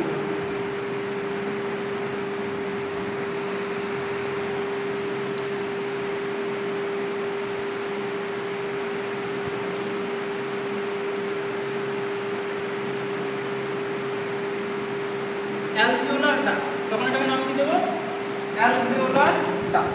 কি বলবো, অ্যালভিওলার ডাক্ট, ঠিক আছে? এই অ্যালভিওলার ডাক্টের শেষে একটা স্যাক থাকে, থলির মতো অংশ থাকে, স্যাক মানে থলি, থলির অ্যালভিওলার স্যাক, কি বলবো? অ্যালভিওলার স্যাক, ঠিক আছে? সেই অ্যালভিওলার স্যাকের ভেতরে এখন বেলুনের মতো ছোটো ছোটো ছোটো অসংখ্য থাকবে, যেগুলোকে আমরা কি বলবো? অ্যালভিওলাস। একটাকে বলবো অ্যালভিওলাস, প্লুরাল হলে অ্যালভিওল, প্লুরাল হলে অ্যালভিওল, সিঙ্গেল হলে অ্যালভিওলাস, ঠিক আছে? তাহলে আমি যদি একটাকে ধরি, ধরো এইভাবে এখানে কি রয়েছে, কোনো স্যাক রয়েছে, অ্যালভিওলার স্যাক, তার ভেতরে কি থাকবে? অ্যালভিওলাস, কি থাকবে? অ্যালভিওলাস, ঠিক আছে? অর্থাৎ এই যে অ্যালভিওলারটা, অ্যালভিওলার ডাক্টের শেষে কি থাকবে? একটা থলির মতো অংশ, এটা হবে অ্যালভিওলার স্যাক। অ্যালভিওলার স্যাকের ভিতরে কি থাকবে? অ্যালভিওলাস, সিঙ্গুলার, আর প্লুরাল হলে অ্যালভিওল, প্লুরাল হলে অ্যালভিওল, ঠিক আছে? তাহলে এই অ্যালভিওলাইগুলোকে এয়ার স্যাক্সও বলা হয়, এয়ার স্যাক্স, অ্যালভিওলাই, ঠিক আছে? এই টোটালটাকে আমরা দেখলাম রেসপিরেটরি ট্র্যাক্টের পার্ট, ঠিক আছে? মানে এতটা পর্যন্ত যে তোমাদের রেসপিরেটরি ট্র্যাক্ট রয়েছে। এবার একটা জিনিস দেখো, এই যে ব্রঙ্কিওল পর্যন্ত আমরা যদি দেখি, অর্থাৎ এখন ব্রঙ্কাস থেকে বা তার ল্যারিংস থেকে আগে থেকে যদি আমরা ব্রঙ্কিওল পর্যন্ত দেখি, এইটাকে বলবো আমরা তার কন্ডাক্টিং জোন, কি বলবো? কন্ডাক্টিং জোন, মানে পরিবহন, অর্থাৎ এয়ার এইভাবে আসবে, এইভাবে আসবে, এইভাবে আসবে, ব্রঙ্কিওল পর্যন্ত আসবে, টার্মিনাল ব্রঙ্কিওল অবধি, টার্মিনাল ব্রঙ্কিওল পর্যন্ত। এখান পর্যন্ত এর কোথাও কিন্তু এয়ার গ্যাসিয়াস এক্সচেঞ্জ হবে না, কোথাও কিন্তু গ্যাসিয়াস এক্সচেঞ্জ হবে না, মানে এটাকে কি বলবো? কন্ডাক্টিং জোন, কি বলা হয়? কন্ডাক্টিং জোন, কি বলা হবে? Conducting zone. তারপরে যে পার্টটা রয়েছে সেটা হলো কি? এক্সচেঞ্জ জোন, কি বলা হয়? এক্সচেঞ্জ জোন, রেসপিরেটরি জোনও বলা হয়। রেসপিরেটরি জোন বলা হয়, কারণ এখানে কি হয়? এক্সচেঞ্জ হয়, গ্যাসের এক্সচেঞ্জ হয়। তার আগে পর্যন্ত কি হয়? এয়ারের কন্ডাক্ট হয়, এয়ারটা পরিবহন হয়, কিন্তু কোথাও কিন্তু এক্সচেঞ্জ হয় না, ঠিক আছে? বুঝতে পারলাম? তার মানে টার্মিনাল ব্রঙ্কিওল শেষ মানে কন্ডাক্টিং জোন শেষ, তারপরে রেসপিরেটরি ব্রঙ্কিওল শুরু হলো, সেখান থেকে অ্যালভিওলার ডাক্ট হয়ে অ্যালভিওলাইগুলো অবধি হচ্ছে রেসপিরেটরি জোন। ঠিক আছে? আচ্ছা, এবার দেখো, তাহলে এই যে ট্রাকিয়া রয়েছে, ট্রাকিয়া কি হয়? এসে দুটো ভাগে ভাগ হয়ে গেছে না? ওই শাখা প্রশাখা তৈরি করেছে গাছের মতো, তৈরি করেছে তো? এটা যদি একটা গাছের কাণ্ড ধরা হয়, এসে কি হয়? ভাগ হয়ে গেছে, আরও ডালপালা চারিদিকে তৈরি করেছে, এর একটা নাম রয়েছে, এর একটা নাম রয়েছে, ঠিক আছে? এটা কি বলা হয়? বলা হচ্ছে ট্রাকিও ব্রঙ্কিয়াল, কি বলা হয়? ট্রাকিও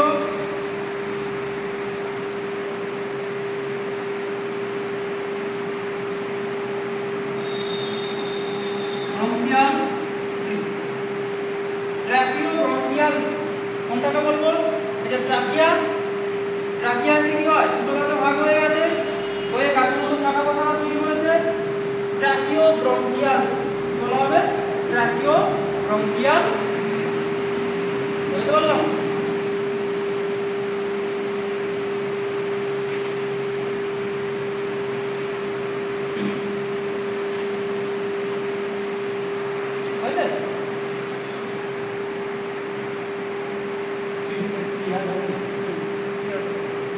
এবার এই ছবিটাকে একটু মুছছি, ঠিক আছে? ছবিটাকে বাইরে সাইডে একটু কেমন মুছে যাচ্ছে।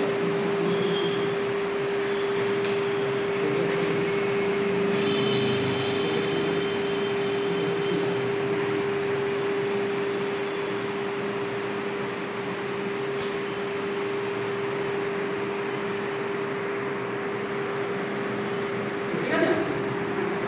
দেখো,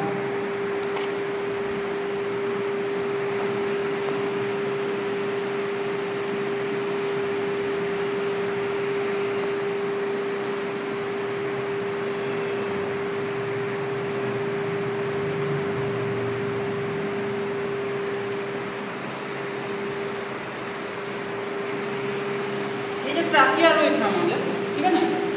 এই ট্রাকিয়ার মধ্যে এক ধরনের সেল পাওয়া যায়, এক ধরনের সেল পাওয়া যায়, ঠিক আছে? এই সেলটার নাম হচ্ছে গবলেট সেল, নাম কি? গবলেট সেল, ঠিক আছে? গবলেট সেলের কাজ কি? গবলেট সেলের কাজ হচ্ছে মিউসিন সমৃদ্ধ মিউকাস সিক্রেট করে, মিউসিন সমৃদ্ধ মিউকাস সিক্রেট করে, ঠিক আছে? মিউকাস হচ্ছে একটা চকচকে পদার্থ, ঠিক আছে? তো সেটা কি? মিউসিন সমৃদ্ধ, তার মধ্যে কি রয়েছে? মিউসিন রয়েছে। আর এই মিউকাস সিক্রেট করে কে? Goblet cell. কে সিক্রেট করে? Goblet cell. সেই গবলেট সেল কোথা থেকে? পুরো এই যে রেসপিরেটরি ট্র্যাক্টের মধ্যে রয়েছে, আমি শুধু টাকিয়াটা দেখাচ্ছি। এখানে কি থাকছে? এইভাবে ধরো গবলেট সেল রয়েছে, এইভাবে গবলেট সেল রয়েছে, গবলেট সেল রয়েছে, ঠিক আছে? এটা বললাম না গবলেট সেল।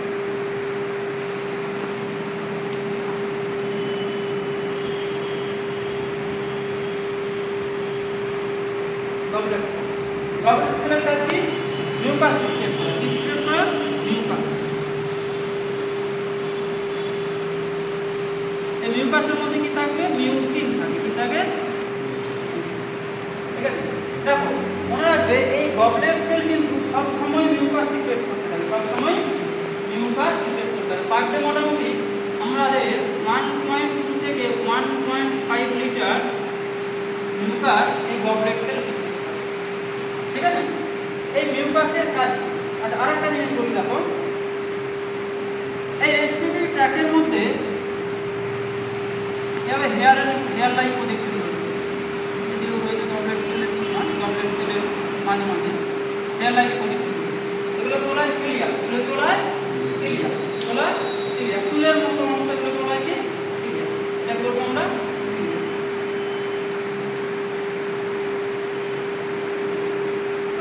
এগুলো বলবো আমরা সিলিয়া, ঠিক আছে? দেখো গবলেট সেল সিক্রেট করছে কি? মিউকাস। এবার ধরো আমরা যখন প্রশ্বাস নিচ্ছি বা ইন্সপিরেশন করছি, তখন কি শুধু কি এয়ার যাচ্ছে?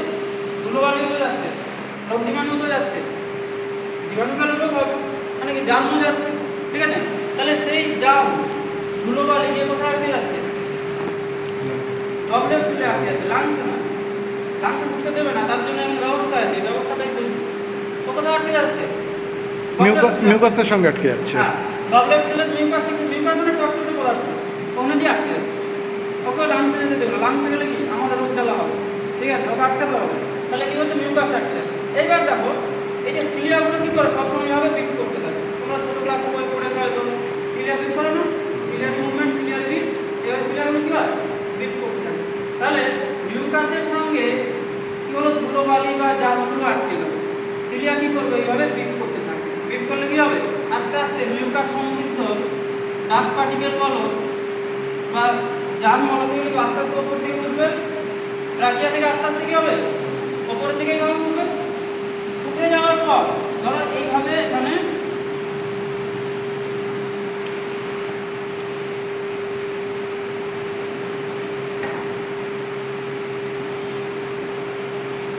এটা হচ্ছে কি বলো তো? এটা হচ্ছে লারিংস।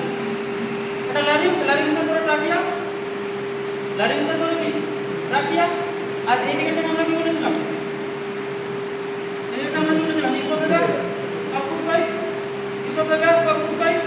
এই ইসোফেগাস বা ফুড পাইপ কিছুটা আসার পর কি থাকে? এইভাবে স্টোমাক থাকে না, স্টোমাক থাকে, ঠিক আছে?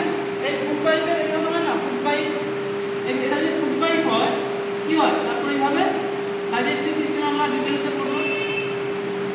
স্টোমাক থাকে, তাই তো?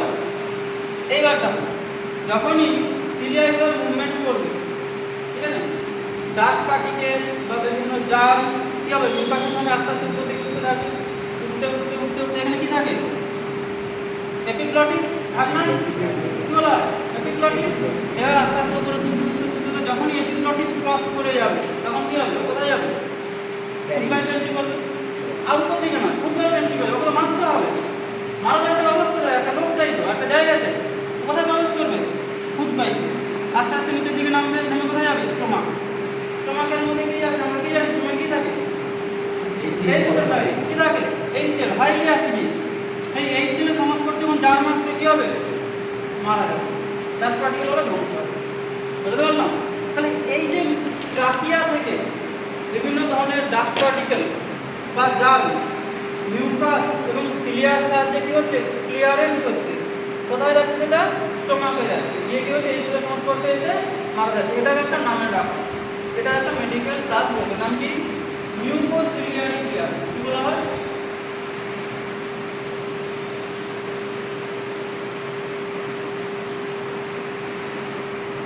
Muco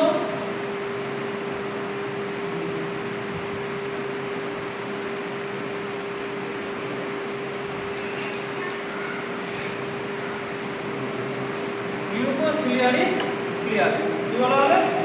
mucociliary clearance. আছে বলে আমরা কী করছি, বিভিন্ন যে ডাস্ট পার্টিকেল আমাদের রেসপিরেটরি ট্র্যাক্টে চলে আসছে, সেগুলো কী হচ্ছে, মারা যাচ্ছে অটোমেটিক। মানে রেসপিরেটরি ট্র্যাক থেকে ক্লিয়ার করে দেওয়ার পদ্ধতিটা হচ্ছে mucociliary clearance, the process of clearance of mucus from the respiratory tract because of the ciliary movement is called mucociliary clearance. যে পদ্ধতিতে মিউকাসটা রেসপিরেটরি ট্র্যাক থেকে ক্লিয়ার হয়ে যায় সিলিয়ারি মুভমেন্টের কারণে, সেই পদ্ধতিটাকে বলা হয় মিউকোসিলিয়ারি ক্লিয়ারেন্স। ঠিক আছে, তাহলে দেখো এই যে পার ডে প্রায় 1.5 to 1.5 লিটার মিউকাস তৈরি হচ্ছে বা সিক্রেট হচ্ছে, এটা যাচ্ছে কোথায়? এটা কিন্তু আমরা অনিচ্ছাকৃতভাবে মানে আমাদের অজান্তে আমরা ঠিক করছি, সোয়ালো করে দিচ্ছি, খেয়ে নিচ্ছি, তোমাকে চলে যাচ্ছে। ঠিক আছে, বুঝতে পেরেছ? আমরা বুঝতেই পারি না, we unknowingly swallow the mucus. ঠিক আছে, এই 1 থেকে 1.5 লিটার মিউকাস যে পার ডে তৈরি, এটা কিন্তু নর্মাল প্রোডাকশন। এইবার এতটা বুঝতে গেল তো? ঠিক আছে, তাহলে মিউকোসিলিয়ারি ক্লিয়ারেন্স, ঠিক আছে, ট্রাকিও ব্রঙ্কিয়াল কি, ট্রাকিয়া এখান থেকে ভাগ হচ্ছে ব্রঙ্কাস, প্রাইমারি, সেকেন্ডারি, টার্সিয়ারি। টার্সিয়ারির পরে কি আসছে? Initial bronchiole. ইনিশিয়াল ব্রঙ্কিওলের পর কী হবে? Terminal bronchiole. তারপরে কী হবে? রেসপিরেটরি ট্র্যাক্ট আর রেসপিরেটরি ব্রঙ্কিওল বলতে পারবে এটাকে। তারপর হচ্ছে অ্যালভিওলার ডাক্ট, এবং শেষে কী থাকবে? অ্যালভিওলার ডাক্টের শেষে একটা স্যাক থাকবে, থলিটাকে রাখবো অ্যালভিওলার স্যাক। সেই স্যাকের মধ্যে কী থাকবে? অ্যালভিওলার, সিঙ্গুলার অ্যালভিওলার, প্লুরাল হলে অ্যালভিওলার। ক্লিয়ার? ঠিক আছে, চলো এবার আমরা রাখবো। এবার দেখো এই যে একটা অ্যালভিওলাস, ঠিক আছে, একটা সিঙ্গুলার অ্যালভিওলাস, এই অ্যালভিওলাসে আমরা কি কি সেল পাই? একটা সিঙ্গুলার আমরা কি করবো? অ্যালভিওলাস। এই অ্যালভিওলাসের মধ্যে কি কি ধরনের সেল আমরা দেখতে পাবো সেটা আমরা, ঠিক আছে, এটা হচ্ছে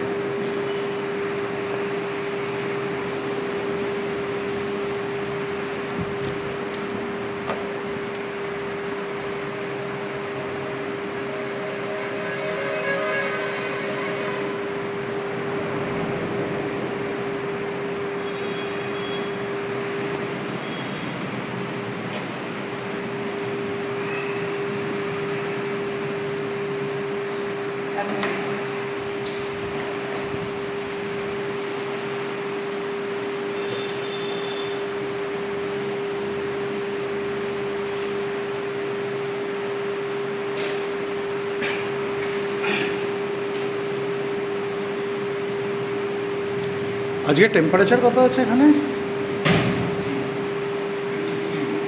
তাহলে চিন্তা করো।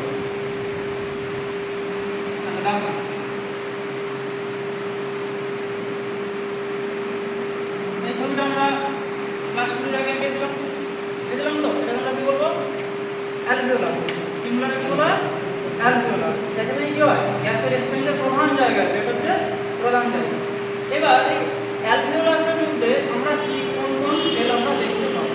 এখানে 3 ধরনের সেল দেখা যায়, 3 ধরনের। সেই সেলগুলো কি?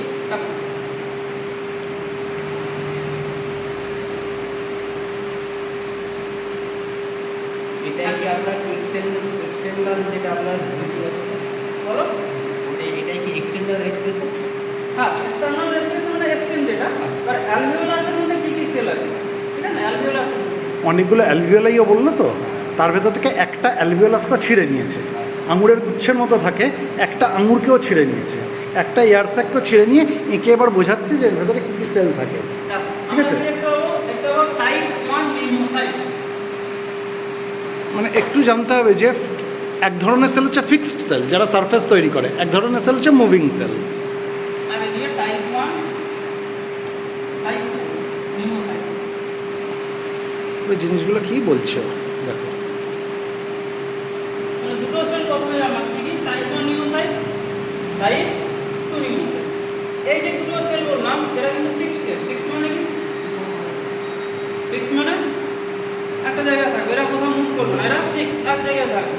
এই অ্যালভিওলাসের মধ্যে একটা জায়গায় থাকবে, ঠিক আছে। এবার এই টাইপ 1 লিউকোসাইট কত পার্সেন্ট থাকে? না একটুখানি ওদের কাছে একটু ক্লিয়ার করে দিই জিনিসটা।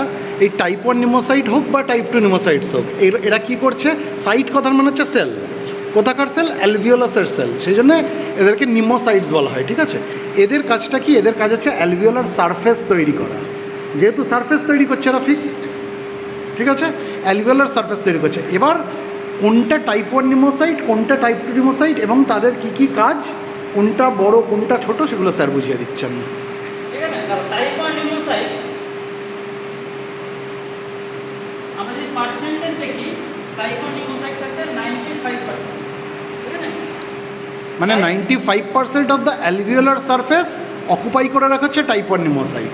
আমি টাইপ 2 দেখি, সেটা থাকবে 5%। তার মানে বাকি 5% অ্যালভিওলার সারফেসকে অকুপাই করে রেখেছে টাইপ 2 নিমোসাইট। ঠিক আছে? টাইপ 1 নিউমোসাইট এগুলো কি নয়, পাতলা হয়ে যায়। টাইপ 1 নিউমোসাইট কি পাতলা। টাইপ 2 নিউমোসাইট তিন কয়টা, তিন মানে কি লুডু ছক্কা, লুডু ছক্কা, যার দৈর্ঘ্য প্রস্থ উচ্চতা তিনটেই সমান, ঠিক বলা যায়, ঠিক আছে? টাইপ 1 নিউমোসাইট, এই টাইপ 1 নিউমোসাইটের কাজ কি? দেখো টাইপ 1 নিউমোসাইট কি করে,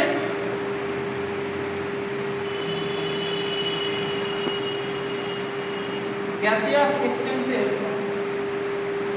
এর মধ্যে গ্যাসিয়াস এক্সচেঞ্জ হয়, একটা করেছিল CO2 ভেতরে প্রবেশ করবে, বাইরে বেরোবে, তাহলে যে গ্যাসিয়াস এক্সচেঞ্জ হচ্ছে তার জন্য যে সেলগুলো রেসপন্সিবল, সেটা বলবো আমরা টাইপ 1 নিউমোসাইট, ঠিক আছে? টাইপ 2 নিউমোসাইটের কাজ, টাইপ 2 নিউমোসাইটের একটা গুরুত্বপূর্ণ কাজ আছে।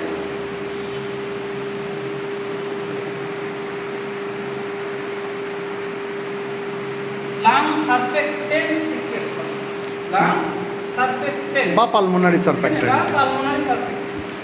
দেখো এই লাং সারফেক্টেন্ট এটা কি কাজ করে? দেখো এই অ্যালভিওলাস থেকে যদি বাতাস বেরিয়ে যায়, অ্যালভিওলাস কি হবে? একটা বেলুন থেকে বাতাস বেরিয়ে যাবে, বেলুনটা কি হবে? চুপসে যাবে। তাহলে অ্যালভিওলাস থেকে যদি বাতাস বেরিয়ে যায়, অ্যালভিওলাস কি হবে? এটা কি ভালো? ভালো? আমাদের লাংস যদি এরকম অ্যালভিওলাস চুপসে যায়, সেটা কি ভালো?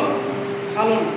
এটাকে মেডিকেলি একটা টার্মে ডাকা হয়। যদি এই অ্যালভিওলাসগুলো চুপসে যায়, তখন সেটাকে বলা হয় অ্যাটিলেকটেসিস, ঠিক আছে? এটা বলা হয় মানে অ্যালভিওলাইগুলো যদি চুপসে যায় তাহলে কি হতে পারে? হয় লাংয়ের একটা অংশ চুপসে গেল বা পুরো লাংটাই চুপসে গেল, এটাকে বলা হয় অ্যাটিলেকটেসিস। ঠিক আছে? এই লাং সারফেক্টেন্ট কি করে? অ্যাটিলেকটেসিস হতে দেয় না, অর্থাৎ অ্যালভিওলাইকে চুপসে যেতে দেয় না। এটা এক নম্বরটার জন্য, ঠিক আছে? তাহলে এক নম্বর কি করছে? অ্যাটিলেকটেসিস হতে দিচ্ছে না। এবার দু নম্বরটা, আচ্ছা আমরা একটু আগে বলেছিলাম না গবলেট সেল কি করে? মিউকাস সিক্রেট করে, তাই না? এবার ধরো এর আগে দিয়ে যদি মোটা মিউকাসের লেয়ার থাকে, এইভাবে গ্যাসিয়াস এক্সচেঞ্জ কি সহজ হবে? এর আগে দিয়ে ধরো মোটা মিউকাসের লেয়ার হয়ে গেছে, তাহলে গ্যাসিয়াস এক্সচেঞ্জ কি ভালোভাবে হবে? CO2 আদান প্রদান হবে? হবে না, হবে না, যাতে বাঁধা হয়ে দাঁড়াবে। এই লাং সারফেক্টেন্ট কি করে না, এই গ্যাসিয়াস এক্সচেঞ্জ যাতে ভালো হয় তার জন্য কি করে? এই যে মিউকাসের যে সিক্রেট করছে, মিউকাসটা থিন করে দিচ্ছে। অ্যালভিওলাসের মধ্যে মিউকাসটা কি করছে? লিকুইফাই করে দিচ্ছে। লিকুইড করতে যাতে কি হয়? সহজে গ্যাসিয়াস এক্সচেঞ্জ, কারণ যত এখানে মোটা পাবে তোমার মিউকাস জমে যাবে, কি হবে? গ্যাসিয়াস এক্সচেঞ্জে তত অসুবিধা হবে, গ্যাসিয়াস এক্সচেঞ্জে সুবিধা হবে, ঠিক আছে? মানে মিউকাসটা যত লিকুইফাই হবে, মিউকোসিলিয়ারি ক্লিয়ারেন্স তত ভালো হবে, মিউকাসটা বেরিয়ে যেতে সুবিধা হবে, তো স্টিকিনেস কমে যাচ্ছে না? লাং সারফেক্টেন্টের দুটো কাজ হচ্ছে ঠিকই, অ্যাটিলেকটেসিসকে প্রিভেন্ট করছে, ঠিক আছে? আর মিউকাসকে কি করছে? লিকুইফাই করছে, পাতলা করছে, যাতে কি হবে? সহজে এক্সচেঞ্জটা হবে, ঠিক আছে? এবার এই তো দুটো জানলাম, এবার আমাকে বলো এই দুটোর মধ্যে যে আমরা নাম্বার অফ সেল নিই, টাইপ 1 আছে কত? 95%, টাইপ 2 আছে কত? 5%। মানে কত আছে? মানে হচ্ছে 95% of the alveolar surface occupy করে রাখে টাইপ 1 নিমোসাইটস, আর remaining 5% of the alveolar surface occupy করে রাখে টাইপ 2 নিমোসাইটস। মানে আমরা ছোটোবেলায় সেই গ্লোব দেখেছিলাম না, এত ভাগ জল এত ভাগ স্থল, ওরকম টাইপের চিন্তা করো। আমি যদি একটা অ্যালভিওলাস দেখি, তার 95% জায়গা অকুপাই করে রেখেছে কে? টাইপ 1 নিমোসাইটস, আর বাদ বাকি 5 ভাগ জায়গা কি অকুপাই করে রেখেছে? টাইপ 2 নিমোসাইটস। তাহলে নাম্বার অফ সেলস, কার সেলের সংখ্যা বেশি, এটা ও জিজ্ঞেস করছে, স্যার জিজ্ঞেস করছেন কার সেলের সংখ্যা বেশি, টাইপ 1 নিমোসাইটস না টাইপ 2 নিমোসাইটস? তোমাদের কি মনে হয়? আর টাইপ 2 নিউমোসাইট এটা হচ্ছে 95% অকুপাই করে, এটা হচ্ছে 5% অকুপাই করে, মানে নাম্বার অফ সেল কাজ টাইপ 1 নিউমোসাইট তোমরা আচ্ছা ও বলেছে টাইপ 1 নিউমোসাইট কেন বললে তুমি 95% আছে বলে বললো টাইপ 1 নিউমোসাইটের নাম্বার অফ সেল অনেকটাই বেশি টাইপ 2 তুলনায়। তাহলে একটা উদাহরণ ধরো একটা বেঞ্চ রয়েছে, ঠিক আছে? ধরো এইভাবে একটা বেঞ্চ রয়েছে, এই একটা বেঞ্চ, ঠিক আছে? এইভাবে রয়েছে। এই বেঞ্চের মধ্যে 4 জন বসতে পারে। কতজন বসবে? 4 জন। 3 জন বসে গেছে, 1 2 3। যদি 3 জন বসে যায় কত পার্সেন্ট কভার হবে? 75%। 4 জন ভাগ করে দিত, 100 কে 4 দিয়ে ভাগ করলে 25 করে দাও, তাহলে 25 25 25। 3 জন বসে গেছে বেঞ্চে, মানে কি 75% অলরেডি কভার হয়ে গেছে। আছে কত? 25%। এই 3 জনে মানুষ বসে। এবার এই 25%-এ ধরো গিয়ে পিঁপড়ে বসেছে বা মশা বসেছে। এই 25% মধ্যে কি আছে? মশা বসেছে বা পিঁপড়ে বসেছে। তাহলে নাম্বার অফ হেড কার বেশি হবে? মশার হবে তো। মশা থাকছে 25%-এর মধ্যে, কিন্তু নাম্বারটা কি বেশি। কেন বেশি? ছেলের সাইজ ছোট, সাইজ ছোট তো, ছেলের সাইজ ছোট তো। তাহলে এর থাকছে 75%, কিন্তু 3 জন বসছে, কিন্তু এর থাকছে 25%। মানে মানুষের যা সাইজ, মশার সাইজ ছোট, সেই জন্য অল্প জায়গা হতে পারে সে অকুপাই করেছে, কিন্তু তাদের নাম্বার অফ হেডস অনেক বেশি। অনেক বেশি। আর হতে পারে মানুষ অনেক বেশি জায়গা অকুপাই করে রেখেছে, কিন্তু মানুষ যেহেতু সাইজে বড়, তাই তাদের নাম্বার অফ হেডস অনেক কম। ঠিক একই জিনিস এখানে অ্যাপ্লিকেবল। ঠিক আছে? তাহলে এখানে দেখো টাইপ থাকছে 5% ঠিকই, কিন্তু এর সাইজ কি ছোট। তাই জন্য নাম্বার অফ সেল কিন্তু টাইপ 2 এর বেশি, টাইপ 1 এর কিন্তু নয়। বুঝতে পেরেছো? তুমি টাইপ 1 বলে যে 95% আছে মানে বেশি, সেটা কিন্তু নয়। বুঝতে পেরেছো? এখানে দেখো 75% কভার করেছিল, তবুও কিন্তু নাম্বার অফ সেল এখানেই বেশি 25%। কারণ সেলের সাইজ কি একটা মশা অনেক ছোট হবে। হ্যাঁ, বুঝতে পেরেছো? ঠিক একইভাবে টাইপ 2 নিউমোসাইটের নাম্বার হচ্ছে অনেক বেশি। এবার তৃতীয় যে সেলটা থাকে এখানে, ঠিক আছে? তৃতীয় সেল এর নাম কি? Alveolar macrophage. Alveolar macrophage.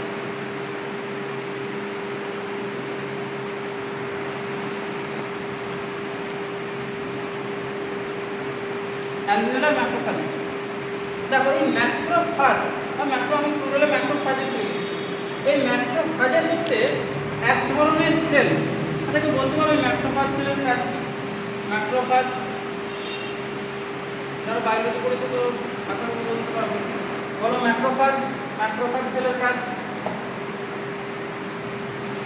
দেখো ফ্যাগোসাইটোসিস কথাটা হয়তো অনেকে শুনেছো। ফ্যাগোসাইটোসিস কি করা? ফ্যাগোসাইটোসিস জীবাণুকে ধ্বংস করার একটা পদ্ধতি, জীবাণুকে ধ্বংস করার একটা পদ্ধতি, তাই না?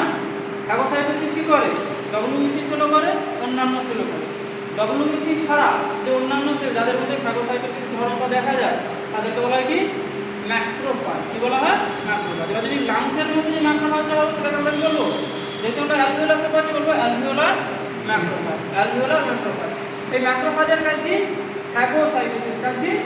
ফ্যাগোসাইটোসিস। দেখো ফ্যাগোসাইটোসিস জিনিসটা কি? ফ্যাগোসাইটোসিস জিনিসটা আর কিছুই নয়, যদি লাংসের মধ্যে কোনো রোগীবাণু প্রবেশ করে যায়, মিউকোসিলিয়ারি ক্লিয়ারেন্স তো আছে, তারপরেও ঢুকে গেল কোনো ক্রমে, মানে বিভিন্ন দিক থেকে নিয়ে ঢুকে গেল, তখন কি হবে? তখন মারতে হবে। তাই জন্য লাংসের অ্যালভিওলায় কি রয়েছে? ম্যাক্রোফাজেস রয়েছে। কি রয়েছে? ম্যাক্রোফাজেস। ও কী করবে? ওই রোগের রোগজনটা প্রবেশ করেছে তাকে চারিদিক থেকে ঘিরে ফেলবে, ঘিরে ফেলে নিজের শরীরের ভেতরে ঢুকিয়ে এনগাল্ফ করে তাকে জীবাণু দ্বারা এনজাইম দ্বারা কী করবে? তাকে ডিস্ট্রয় করে দেবে। তারপর ছবির মাধ্যমে ধরো এটা একটা ম্যাক্রোফাজ সেল, এটা মুভিং সেলে ঘুরে বেড়াচ্ছে অ্যালভিওলার মধ্যে। এই দুটো কি ছিল? Fixed cell. অ্যালভিওলার ম্যাক্রোফাজ কি? মুভিং সেলে ঘুরে বেড়ায়। এই ম্যাক্রোফাজ এর সংস্পর্শের কাছাকাছি একটা জার্ম এসছে, এইভাবে জার্ম চলে এসছে, একটা কোনো জীবাণু চলে এসেছে, জীবাণু চলে এসেছিল ওগুলো, একটা জার্ম চলে এসেছে। মানে ও জীবাণুটার দিকে ধেয়ে যাবে, গিয়ে তারপর এনগালফ করবে। সাথে সাথে কি হবে?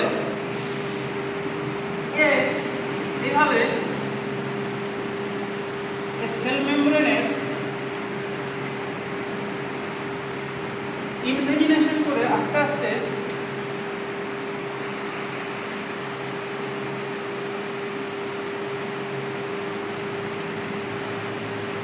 দেখো জানটাকে কি করলো? নিজের শরীরের ভেতরে প্রবেশ করলো। নিজের শরীরের ভেতরে প্রবেশ করাবে। ভেতরে প্রবেশ করিয়ে কী করবে না বিভিন্ন ধরনের এনজাইম দ্বারা এই জামটাকে কী করবে ডিস্ট্রয় করে ফেলবে বা মেরে ফেলবে। বুঝতে পেরেছো? পেরেছো তো? এটাকে বলবো আমরা ফ্যাগোসাইটোসিস। কী বলবো এই কতগুলোকে ফ্যাগোসাইটোসিস। ফ্যাগোসাইটোসিস কি?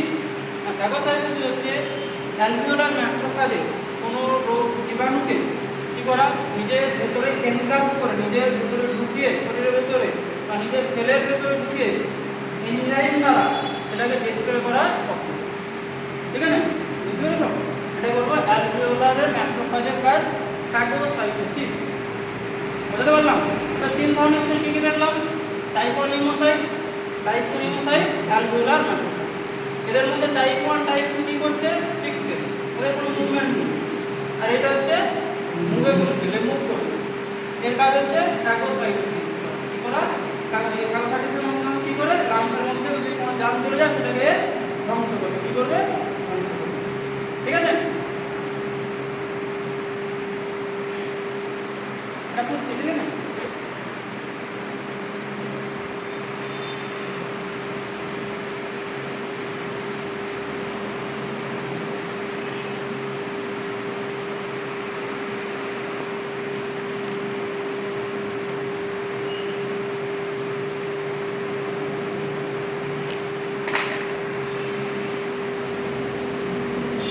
আচ্ছা, এবার দেখো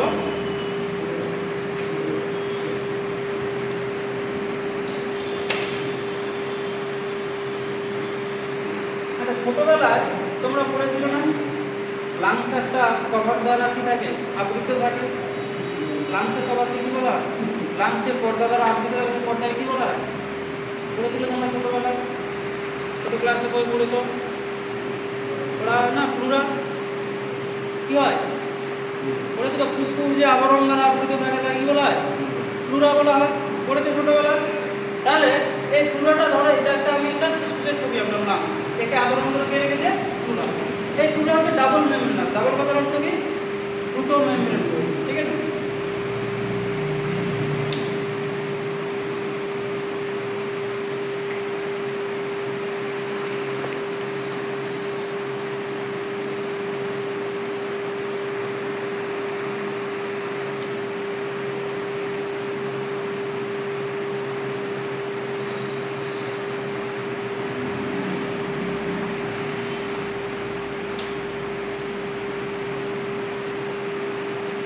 বাইরের দিকেরটাকে বলবো আমরা প্যারাইটাল প্লিউরা।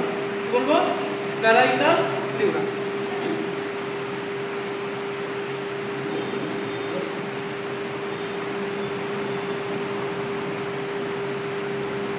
ঠিক আছে? ভেতরের দিকেটাকে আমরা কি বলবো? এই লেয়ারটাকে visceral pleura.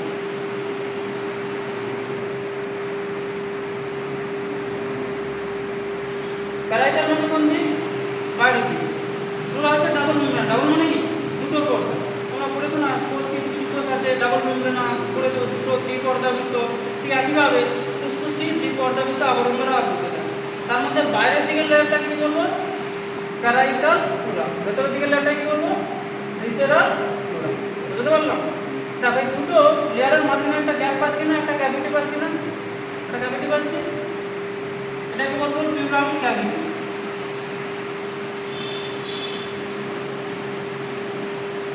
Plural cavity.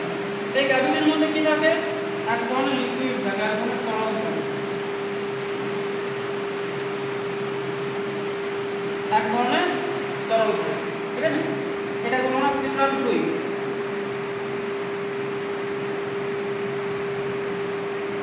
Plural. ঠিক আছে? তাহলে প্লুরা কি? ফুসফুস যে ব্যাপক পর্দা দ্বারা আবৃত থাকছে সেটাকে আমরা কি বলবো? প্লুরা। প্লুরা দুটো লেয়ার প্লুরার, বাইরের দিকেটাকে কি বলবো? প্যারাইটাল প্লুরা, ভিতরটাকে বলবো ভিসেরাল প্লুরা। দুটো লেয়ারের মাঝখানের ক্যাভিটি বা কভারকে কি বলবো? Pleural cavity. এই ক্যাভিটির মধ্যে যে তরল থাকে কি বলবো? Pleural fluid. Pleural fluid. বুঝতে পারছো? এবার এই প্লুরাল ফ্লুইডের কাজ বা প্লুরাল তরলের কাজ। ঠিক আছে? দেখো প্লুরাল ফ্লুইডের দুটো কাজ। এক নম্বর ফ্রিকশন কমাচ্ছে। ফ্রিকশন মানে ঘর্ষণ। ফ্রিকশন মানে ঘর্ষণ। ঠিক আছে? অর্থাৎ লাংসে মাঝে মাঝে এয়ার প্রবেশ করছে আবার এয়ার বেরোচ্ছে। মানে কি, যখন এয়ার প্রবেশ করছে এয়ার বেরোচ্ছে একটা কি ঘষাঘষি হচ্ছে, তারপরে কি হয় ফ্রিকশন হয়, ঘর্ষণ হয়, আর সেই ঘর্ষণটাকে কম করে কে প্লুরাল ফ্লুইড, কে কম করে প্লুরাল ফ্লুইড। 2 নম্বর কাজ কি, এই ফ্লুইডটা থাকার ফলে বাইরে থেকে একটা প্রোটেকশন পায়। যদি কোনো আঘাত লাগে এই আঘাত থেকে রক্ষা কে করবে, এই ফ্লুইড একটা পালিশ কুশনের মতো কাজ করছে। তাহলে কি করছে, 1 নম্বর প্রোটেকশন করছে, 2 নম্বর ফ্রিকশন বা ঘর্ষণটাকে কমাচ্ছে। ঠিক আছে, বুঝতে পেরেছো? এবার দেখো প্লুরার যে লেয়ার, যেটাকে আমরা বলছি ভেতরের লেয়ার, ভিসেরাল প্লুরা। ঠিক আছে, এই ভিসেরাল প্লুরা এই ভেতরের দিকে প্রবেশ করে, এইভাবে ভেতরের দিকে প্রবেশ করে লাংসকে লোবে ভাগ করে দেয়। তোমরা প্রথমে বলেছিলাম না, ডান দিকের লাংসে 3টে লোবস থাকে, বাম দিকের লাংসে 2টো লোবস থাকে বলেছিলাম।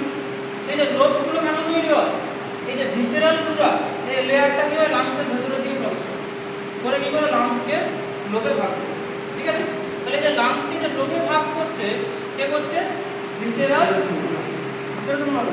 বুঝেছো তো?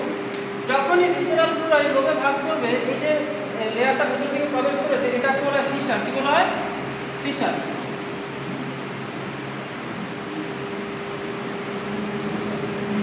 এটাকে বলবো ফিশার। ঠিক আছে, এটাকে বলবো ফিশার। ঠিক আছে, আচ্ছা এবার দেখো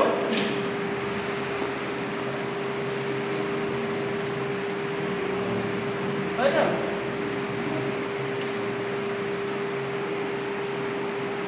দেখো এটা বুঝছি। ঠিক আছে,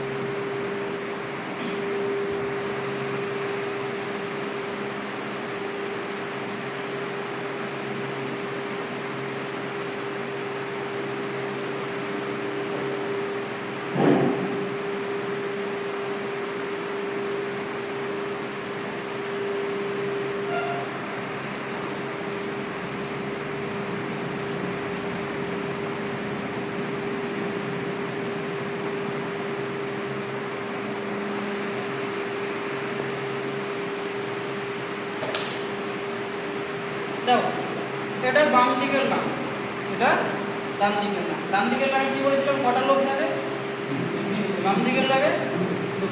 ঠিক আছে, এই লোকগুলো কেন তৈরি হয়, ফিশারের জন্য। কেন তৈরি হয়, ফিশারের জন্য। ফিশারকে তৈরি করে ভিসেরাল প্লুরা, কে তৈরি করে ভিসেরাল প্লুরা। ঠিক আছে, একটু দেখো লিখেছো তোমরা, তুমি এখানে লিখেছিলাম ভিসেরাল লেয়ারটাকে ভেতরের দিকে প্রবেশ করে লাংসকে এইভাবে লোবে ভাগ করে। ঠিক আছে, দেখো এই ফিশারটার নাম হচ্ছে কি অবলিক ফিশার। কি বলা হয়, অবলিক। অবলিক হয় না, এইভাবে অবলিক হয়, এইভাবে দেখো ঠিক তেমনই রয়েছে। এটা বলবো কি অবলিক ফিশার। অবলিক মানে হচ্ছে slanting, হেলানো।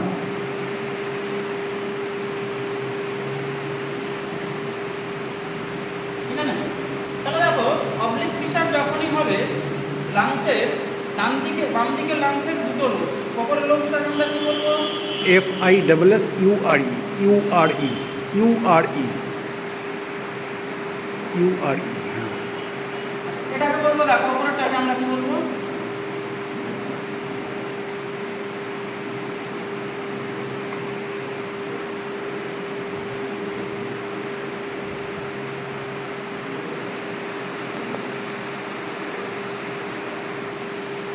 Superior lobe.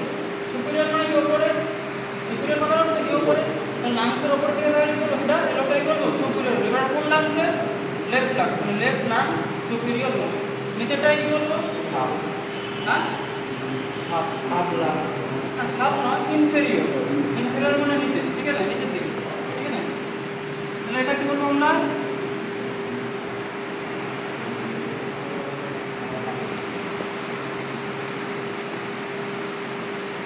Left lung inferior. ঠিক আছে,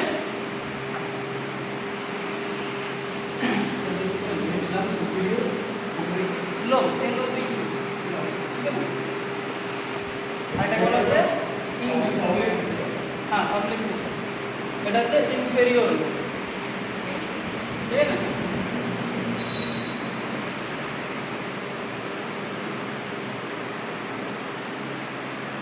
আচ্ছা, এবার দেখো রাইট লাংসের ক্ষেত্রে যদি আমরা দেখি, ওপরের দিকে একটা ফিসার রয়েছে,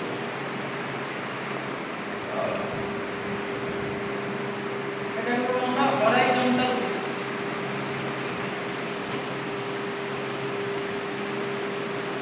হরাইজন্টাল লাইন লম্বার মতো, ঠিক আছে, হরাইজন্টাল, এটা তো হরাইজন্টাল ফিসার। এটা অবলিক স্ল্যান্টিং রয়েছে এইভাবে, এটাকে বলবো oblique Fischer.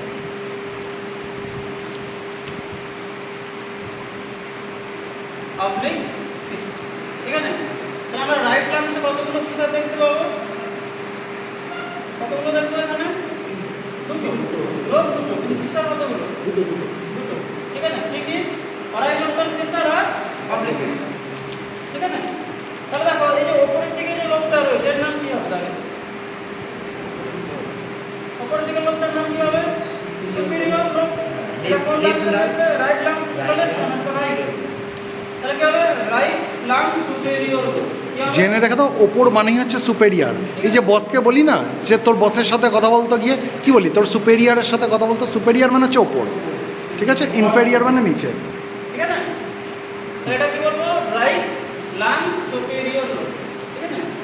Right lung superior lobe. দুটো ফিশার আছে তাই তিনটে লোবে ভাগ হয়ে গেছে রাইট লাং। নিচেরটাকে আমরা কি বলবো? নিচেকে কি বলে বললাম? এই আপনার আমার কেন, সবার জন্যই। রাইট লাংস আর inferior lobe. Very good. Right lung inferior, very good.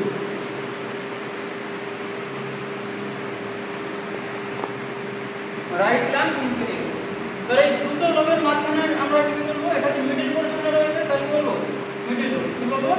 Medium lobe. ঠিক আছে, কি বলবো? ঠিক আছে। এবার একটা জিনিস দেখো, লেফট লাং রাইট লাংয়ের থেকে সাইডে একটু ছোট না? ছোট তো? লেফট লাং রাইট লাংয়ের থেকে সাইডে একটু ছোট না? কেন ছোট হবে? এটা তো নিশ্চয়ই কারণ আছে। দেখো আমরা পড়েছি ছোটবেলায় আমাদের হাত কোন দিকে থাকে? বাম দিকে। বাম দিকে থাকে, তো দুটো ফুসফুসের মাঝখানে সামান্য বাম দিক গেছে। তাহলে এই হাতকে অ্যাকোমোডেট করার জন্য, হাতকে ধরে রাখার জন্য ঠিক পজিশনে, হাতকে জায়গা দেওয়ার জন্য জায়গা দেওয়ার জন্য কি হবে? এই লেফট লাংসটা সাইডে একটু ছোট হয়েছে, সাথে সাথে একটা নস তৈরি হয়েছে, মানে একটা নস, অবতল অংশ, মানে অবতল অংশ। এটা হলো কার্ডিয়াক নস। কি বলে? কার্ডিয়াক নস। কার্ডিয়াক কথা বলতে কি? হার্ট। কার্ডিয়াক কথা বলতে কি? হার্ট। কার্ডিওলজিস্ট কিসের ডাক্তার? Heart doctor. কার্ডিয়াক কথা বলতে কি? হার্ট, ঠিক আছে। এইটাকে বলবো আমরা কার্ডিয়াক নস।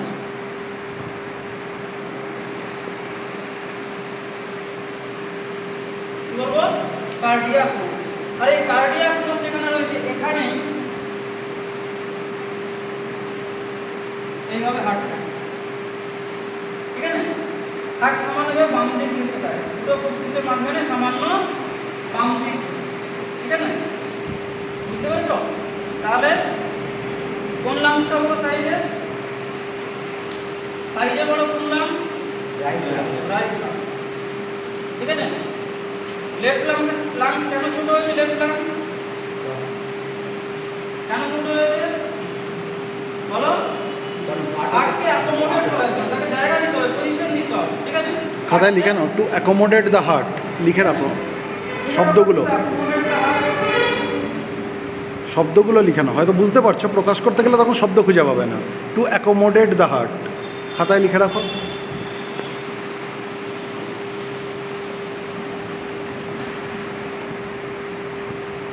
ঠিক আছে।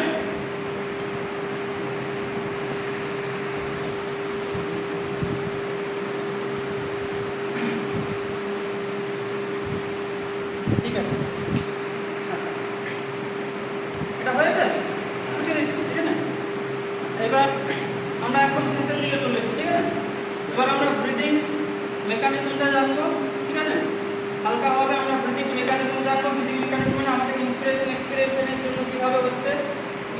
রেসপিরেশন, ওটা আমরা হালকাভাবে জানবো, জেনে আমরা এখানে ক্লাস শেষ করব, ঠিক আছে?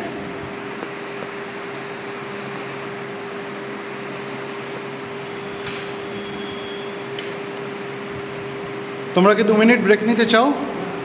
চাও না তো? হয়ে এসছে একদম শেষের দিক। আচ্ছা দেখো, ব্রিদিং মানে কি আমরা বলেছি, ব্রিদিং এর মধ্যে দুটো জিনিস থাকে, ইন্সপিরেশন আর এক্সপিরেশন। আমরা এনভায়রনমেন্ট থেকে যখন এয়ার লাংসে নেব সেটা কি বলবো, ইন্সপিরেশন বা ইনহেলেশন।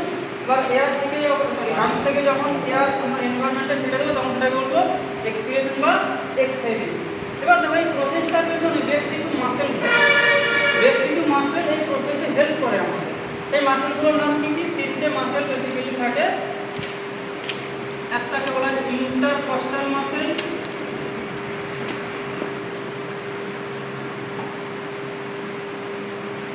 দু নম্বর ডায়াফ্রাম,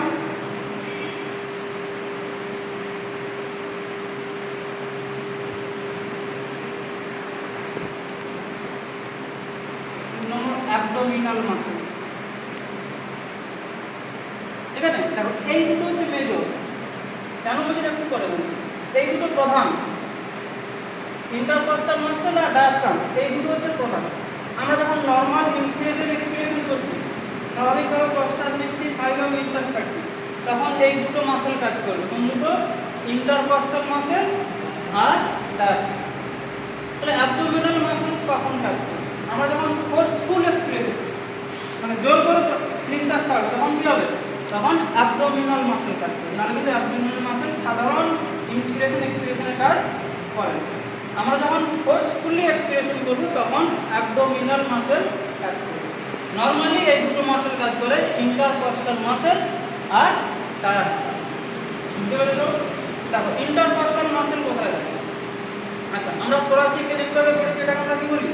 থোরাসিককে এদিক থেকে 12 জোড়া হাড়ে, 12টা হাড় এসছে, এদিক থেকে কি হচ্ছে? 12টা হাড় আমরা রিববোন বলি, তো রিববোন বলি, পাঁজন বলি বাংলা ভাষায়, পাঁজন বলি তো। একটা কেজ তৈরি করেছে যেটাকে রিপ কেজ বলা হয়। এটা স্টার নাম।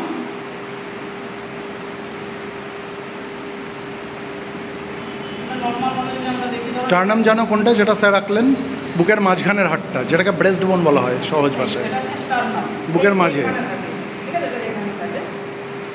আর এটা একটা রিববোন, ঠিক আছে? এদিকে ধরো এটা একটা রিববোন, কতগুলো থাকে এইভাবে? 12টা, এদিকে 12টা, এদিকে 12টা। এই দুটো বোনের মাঝখানে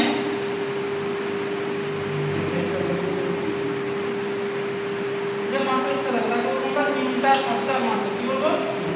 ইন্টারকস্টাল মাসেল। ইন্টারকস্টাল মাসেল কোথা থেকে? ছোট বোন নয়, রিব মাসেল, রিব বোন, রিব বোনের মাঝে। রিপ বলতে পারো, বড় জোর রিবের মাঝখানে। এখানে থাকে এই ইন্টারকস্টাল মাসেল থাকে। তাহলে ডায়াফ্রাম কোথায় থাকে? দেখো একটু আগে আমরা কি বলেছিলাম, আমাদের শরীরের উপর পোর্শনটা কি বলেছিলাম? থোরাসিক ক্যাভিটি, যেটা কি বলেছিলাম? অ্যাবডোমিনাল, তাই না? আমাদের উপরটা দুতলা, নিচেরটা একতলা।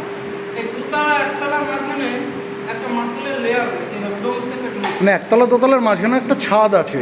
ছাদের মধ্যে এই ডোম সেকেট, এইভাবে ছাদের মতো অংশ রয়েছে, যেটা শরীরের এইভাবে উপরের দিক আর নিচের দিক। এটা ধরো রয়েছে আমাদের অ্যাবডোমেন পোর্শন, এটা হচ্ছে থোরাসিক পোর্শন।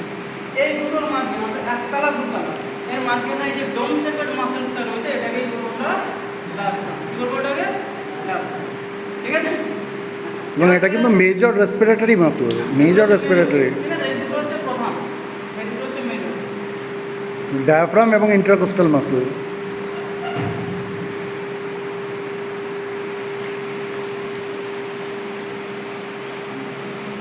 ঠিক আছে, মেজর রেসপিরেটরি মাসল। এবার এরা কিভাবে কাজ করে, কিভাবে কাজ করে, কিভাবে কাজ করে?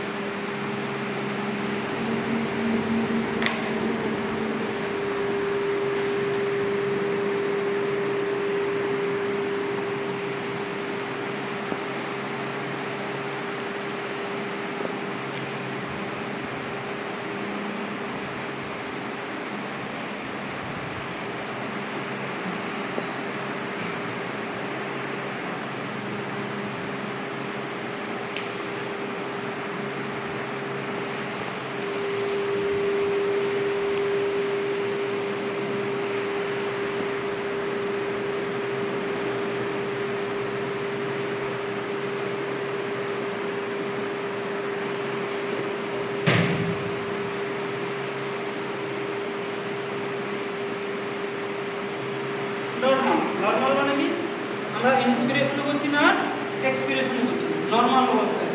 তখন আমাদের ডায়াফ্রামটা কেমন থাকছে, ডোম শেপের। ডোম মানে কি, একটু ওপর দিয়ে সি শেপের বাঁকানো, ঠিক আছে, ডোম শেপের থাকে, ঠিক আছে, এটা নর্মাল ভাবে রয়েছে। ইগলুর ছাদ যেমন হয়। হ্যাঁ, এগুলো ডোম শেপের রয়েছে নর্মাল।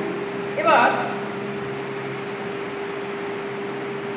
আমরা ইন্সপিরেশন করি, ঠিক আছে, মানে কি এয়ার ইনহেল।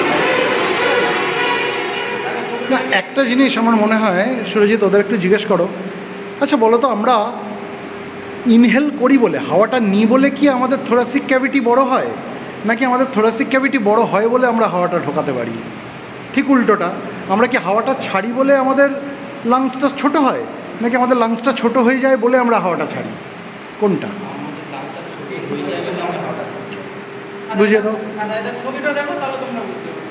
ছবিটা দেখো, ঠিক আছে। আচ্ছা, এবার ধরো ইন্সপিরেশন, যখন ইন্সপিরেশন করবো আমরা, তখন কি ঘটনা হয়?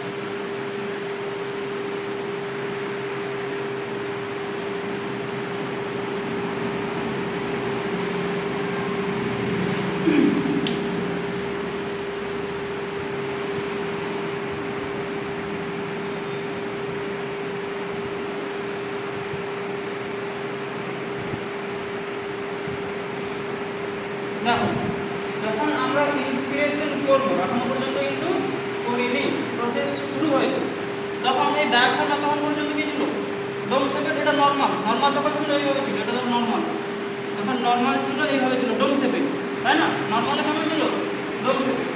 যখনই ইন্সপিরেশন করবো, সেই মুহূর্তে ডায়াফ্রাম কী হবে, করার আগে কী হবে, কন্ট্রাক্ট, সংকোচন হয়ে যাবে। ডায়াফ্রাম যখনই সংকোচন হবে, ডায়াফ্রাম কী হবে, ডাউনওয়ার্ড, মানে নিচের দিকে নেমে যাবে। ডায়াফ্রাম কী হবে, নিচের দিকে নেমে যাবে। আচ্ছা, ইন্টারকোস্টাল মাসল যেগুলো ছিল, সেগুলো কী করবে, সংকোচন হবে বা কন্ট্রাক্ট করবে। ইন্টারকোস্টাল মাসল যখনই সংকোচন হবে, আমাদের যে রিবকেজ রয়েছে, রিবকেজকে খেঁচে ওপর দিকে তুলবে, রিবকেজকে খেঁচে ওপর দিকে তুলবে। তাহলে রিবকেজ যদি খেঁচে ওপরের দিকে উঠে যায়, রিবকেজের সাইজটা কী হবে, বেড়ে যাবে। ডায়াফ্রাম নেমে গেল মানে কি, আমাদের রিবকেজের সাইজ কী হবে, বড় হয়ে যাবে। দেখো এখানে যতটা সাইজ ছিল, একটা সাইজ দিয়ে অনেক বড় হয়ে গেছে। এবার সাইজ বড় হয়ে গেলে প্রেশার কমবে না বাড়বে? একটা ছোট এইখানে এয়ার রয়েছে আর এখানে এয়ার রয়েছে, কোনটায় প্রেশার বেশি, কোনটায় কম? ছোট জায়গায় থাকলে কী হবে, প্রেশার বেশি, এখানে থাকলে কী হবে, প্রেশার কম। তাহলে যখনই আমাদের রিবকেজের সাইজ বড় হয়ে যাবে, ভেতরে প্রেশারটা কী হবে, কমে যাবে। কার তুলনায় কমে যাবে, পরিবেশের তুলনায়, এনভায়রনমেন্টের তুলনায়। কার তুলনায়, অ্যাটমসফিয়ারিক প্রেশার যা তার থেকে কমে গেল ঠিক আছে, মানে ভেতরে। অ্যাটমসফিয়ার যে প্রেশারটা ছিল, তার থেকে কি হবে, ভেতরের প্রেশার কমে গেছে। কেন কমে গেছে না, ডায়াফ্রাম সংকোচনে নিচে নেমে গেছে, ইন্টারকোস্টাল মাসেল সংকোচন হওয়ার জন্য সে উপরের দিকে উঠে গেছে। ফলে কি হয়েছে, রিবকেজ সাইজটা কি হয়ে গেছে, বেড়ে গেছে। ফলে অ্যাটমসফিয়ারিক প্রেশারের থেকে ভেতরের প্রেশার কমে গেছে। যখনই কমে যাবে, বাতাস কোন দিক থেকে কোন দিকে যায়, আর গ্যাস কি হয়, তাই না, হাই প্রেশার থেকে লো প্রেশারে যায়, ওটা পুরো রিফ্লেকশন হবে। তাহলে কি হবে, যখনই ভেতরে প্রেশার কমে গেছে, সঙ্গে সঙ্গে এয়ার কী হবে, এবার ঢুকতে শুরু করবে। এয়ার কী হবে, ঢুকতে শুরু করবে। এবার এয়ার কমে মানে কি, অক্সিজেন, নাইট্রোজেন সব গ্যাস একসাথে যাচ্ছে, এটাকে আমরা কী বলি, ইন্সপিরেশন, এটাই বলি ইন্সপিরেশন। তাহলে এই যে স্যার একটু আগে বলেছিলেন যে আমরা এয়ার নিচ্ছি বলে আমাদের রিবকেজ সাইজ বড় হচ্ছে, সেটা কি ঠিক? এটা সবাই বলে, আমরা কি হয়, ইন্সপিরেশন করলে সবাই বলে যে ইন্সপিরেশন করলে কি হয়, রিবকেজ বড় হয়। তো সেটা কি ঠিক? ঠিক নয়। আমাদের রিবকেজ সাইজে বড় হয়েছে বলে ইন্সপিরেশনটা হয়েছে, বুঝতে পারছি না, বুঝেছো তো? আমরা যদি এয়ার নেই, তাহলেই কি আমাদের রিবকেজের সাইজ বাড়বে? এটা তো না। কনসেপ্টটা কিন্তু ক্লিয়ার করো, হ্যাঁ, যদি না বোঝো স্যারকে আবার জিজ্ঞেস করো। তারপর এখানে রিবকেজের আমাদের থোরাসিক ক্যাভিটিতে স্পেসটা বেড়ে যাচ্ছে বলে বাইরের এয়ার ভেতরে ঢুকছে, এমন না যে বাইরের এয়ার ঢুকছে বলে স্পেসটা বাড়ছে। ঠিক আছে, বোঝাতে পারলাম? বুঝতে পারলো? তাহলে আমরা এতদিন ভুল জানতাম, তাই না? আচ্ছা, এটা হয়ে গেলো ইন্সপিরেশন। এবার কী করবো? এক্সপিরেশন। ঠিক আছে না? আচ্ছা, ইন্সপিরেশন থেকে যাওয়ার আগে আরেকটা জিনিস আমি ওদেরকে একটু জিজ্ঞেস করতে চাই। আচ্ছা, যখন ইন্সপিরেশন হলো তাহলে আমাদের পেটটা কেন সামনের দিকে এগিয়ে আসে? হাওয়া কি পেটে ঢোকে? হাওয়া পেটে ঢোকে কি মনে হয়? পেটে তো ঢোকে না, তাহলে পেটটা কেন সামনের দিকে এগিয়ে আসে? ওই স্যার যেটা বললেন, ওই যেটা আপনার কালো যেটা পাকার উপরে যেটা নরমালটা ডায়াফ্রাম, ভেরি গুড। ডায়াফ্রামটা কী হচ্ছে? কন্ট্রাক্ট হলে কী হচ্ছে? ওটা লম্বাটে হয়ে যাচ্ছে। আগে কি ছিল? ডোম শেপ ছিল, বেশি জায়গা, দেখো ওটা কিন্তু বেশি জায়গা নিয়ে রেখেছে। যখন ওটা কন্ট্রাক্ট হচ্ছে, ছোটো জায়গা হলে কী হচ্ছে? ওটা লম্বাটে হয়ে যাচ্ছে। তাহলে অ্যাবডোমেনের ভেতরে, অ্যাবডোমিনাল ক্যাভিটির মধ্যে যে জিনিসগুলো রয়েছে তার মধ্যে প্রেশার ক্রিয়েট করছে, তাই সেটা সামনের দিকে এগিয়ে আসছে। ঠিক উল্টোটা হবে যখন এক্সালেশনের সময়। আবার তো ডায়াফ্রাম আগের জায়গায় ফিরে যাবে, তাহলে আবার অ্যাবডোমিনাল ক্যাভিটির জায়গাটা বেড়ে গেল, স্পেসটা বেড়ে গেল, তাহলে আবার জিনিসগুলো কী হয়ে যাবে? ভেতর দিকে ঢুকে যাবে, তাই পেটটা আবার আগের জায়গায় চলে আসবে। সায়েন্স কিচ্ছু না গো, মজার জিনিস, কনসেপ্ট বুঝলেই পারবে, মুখস্থ করার কিচ্ছু নেই। এবার দেখো, এবার একদম শেষ এক্সপিরেশনটা ওদের বলে দাও। এক্সপিরেশন। এটা বলে তোমাদের ক্লাস শেষ হবে। একদম শেষে রয়েছি, হ্যাঁ।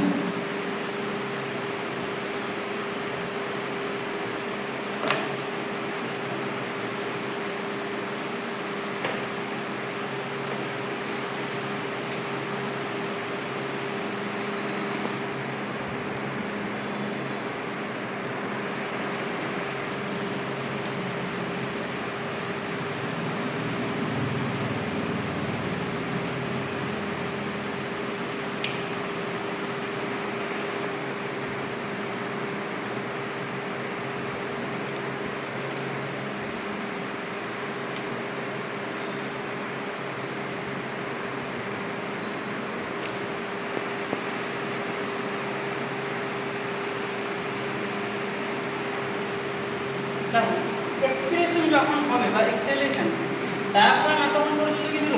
কন্ট্রাক্ট ছিল। আমরা ইন্সপিরেশন করলাম, যখন করার আগে ডায়াফ্রামটা কি ছিল? এইভাবে ছিল, কন্ট্রাক্ট ছিল।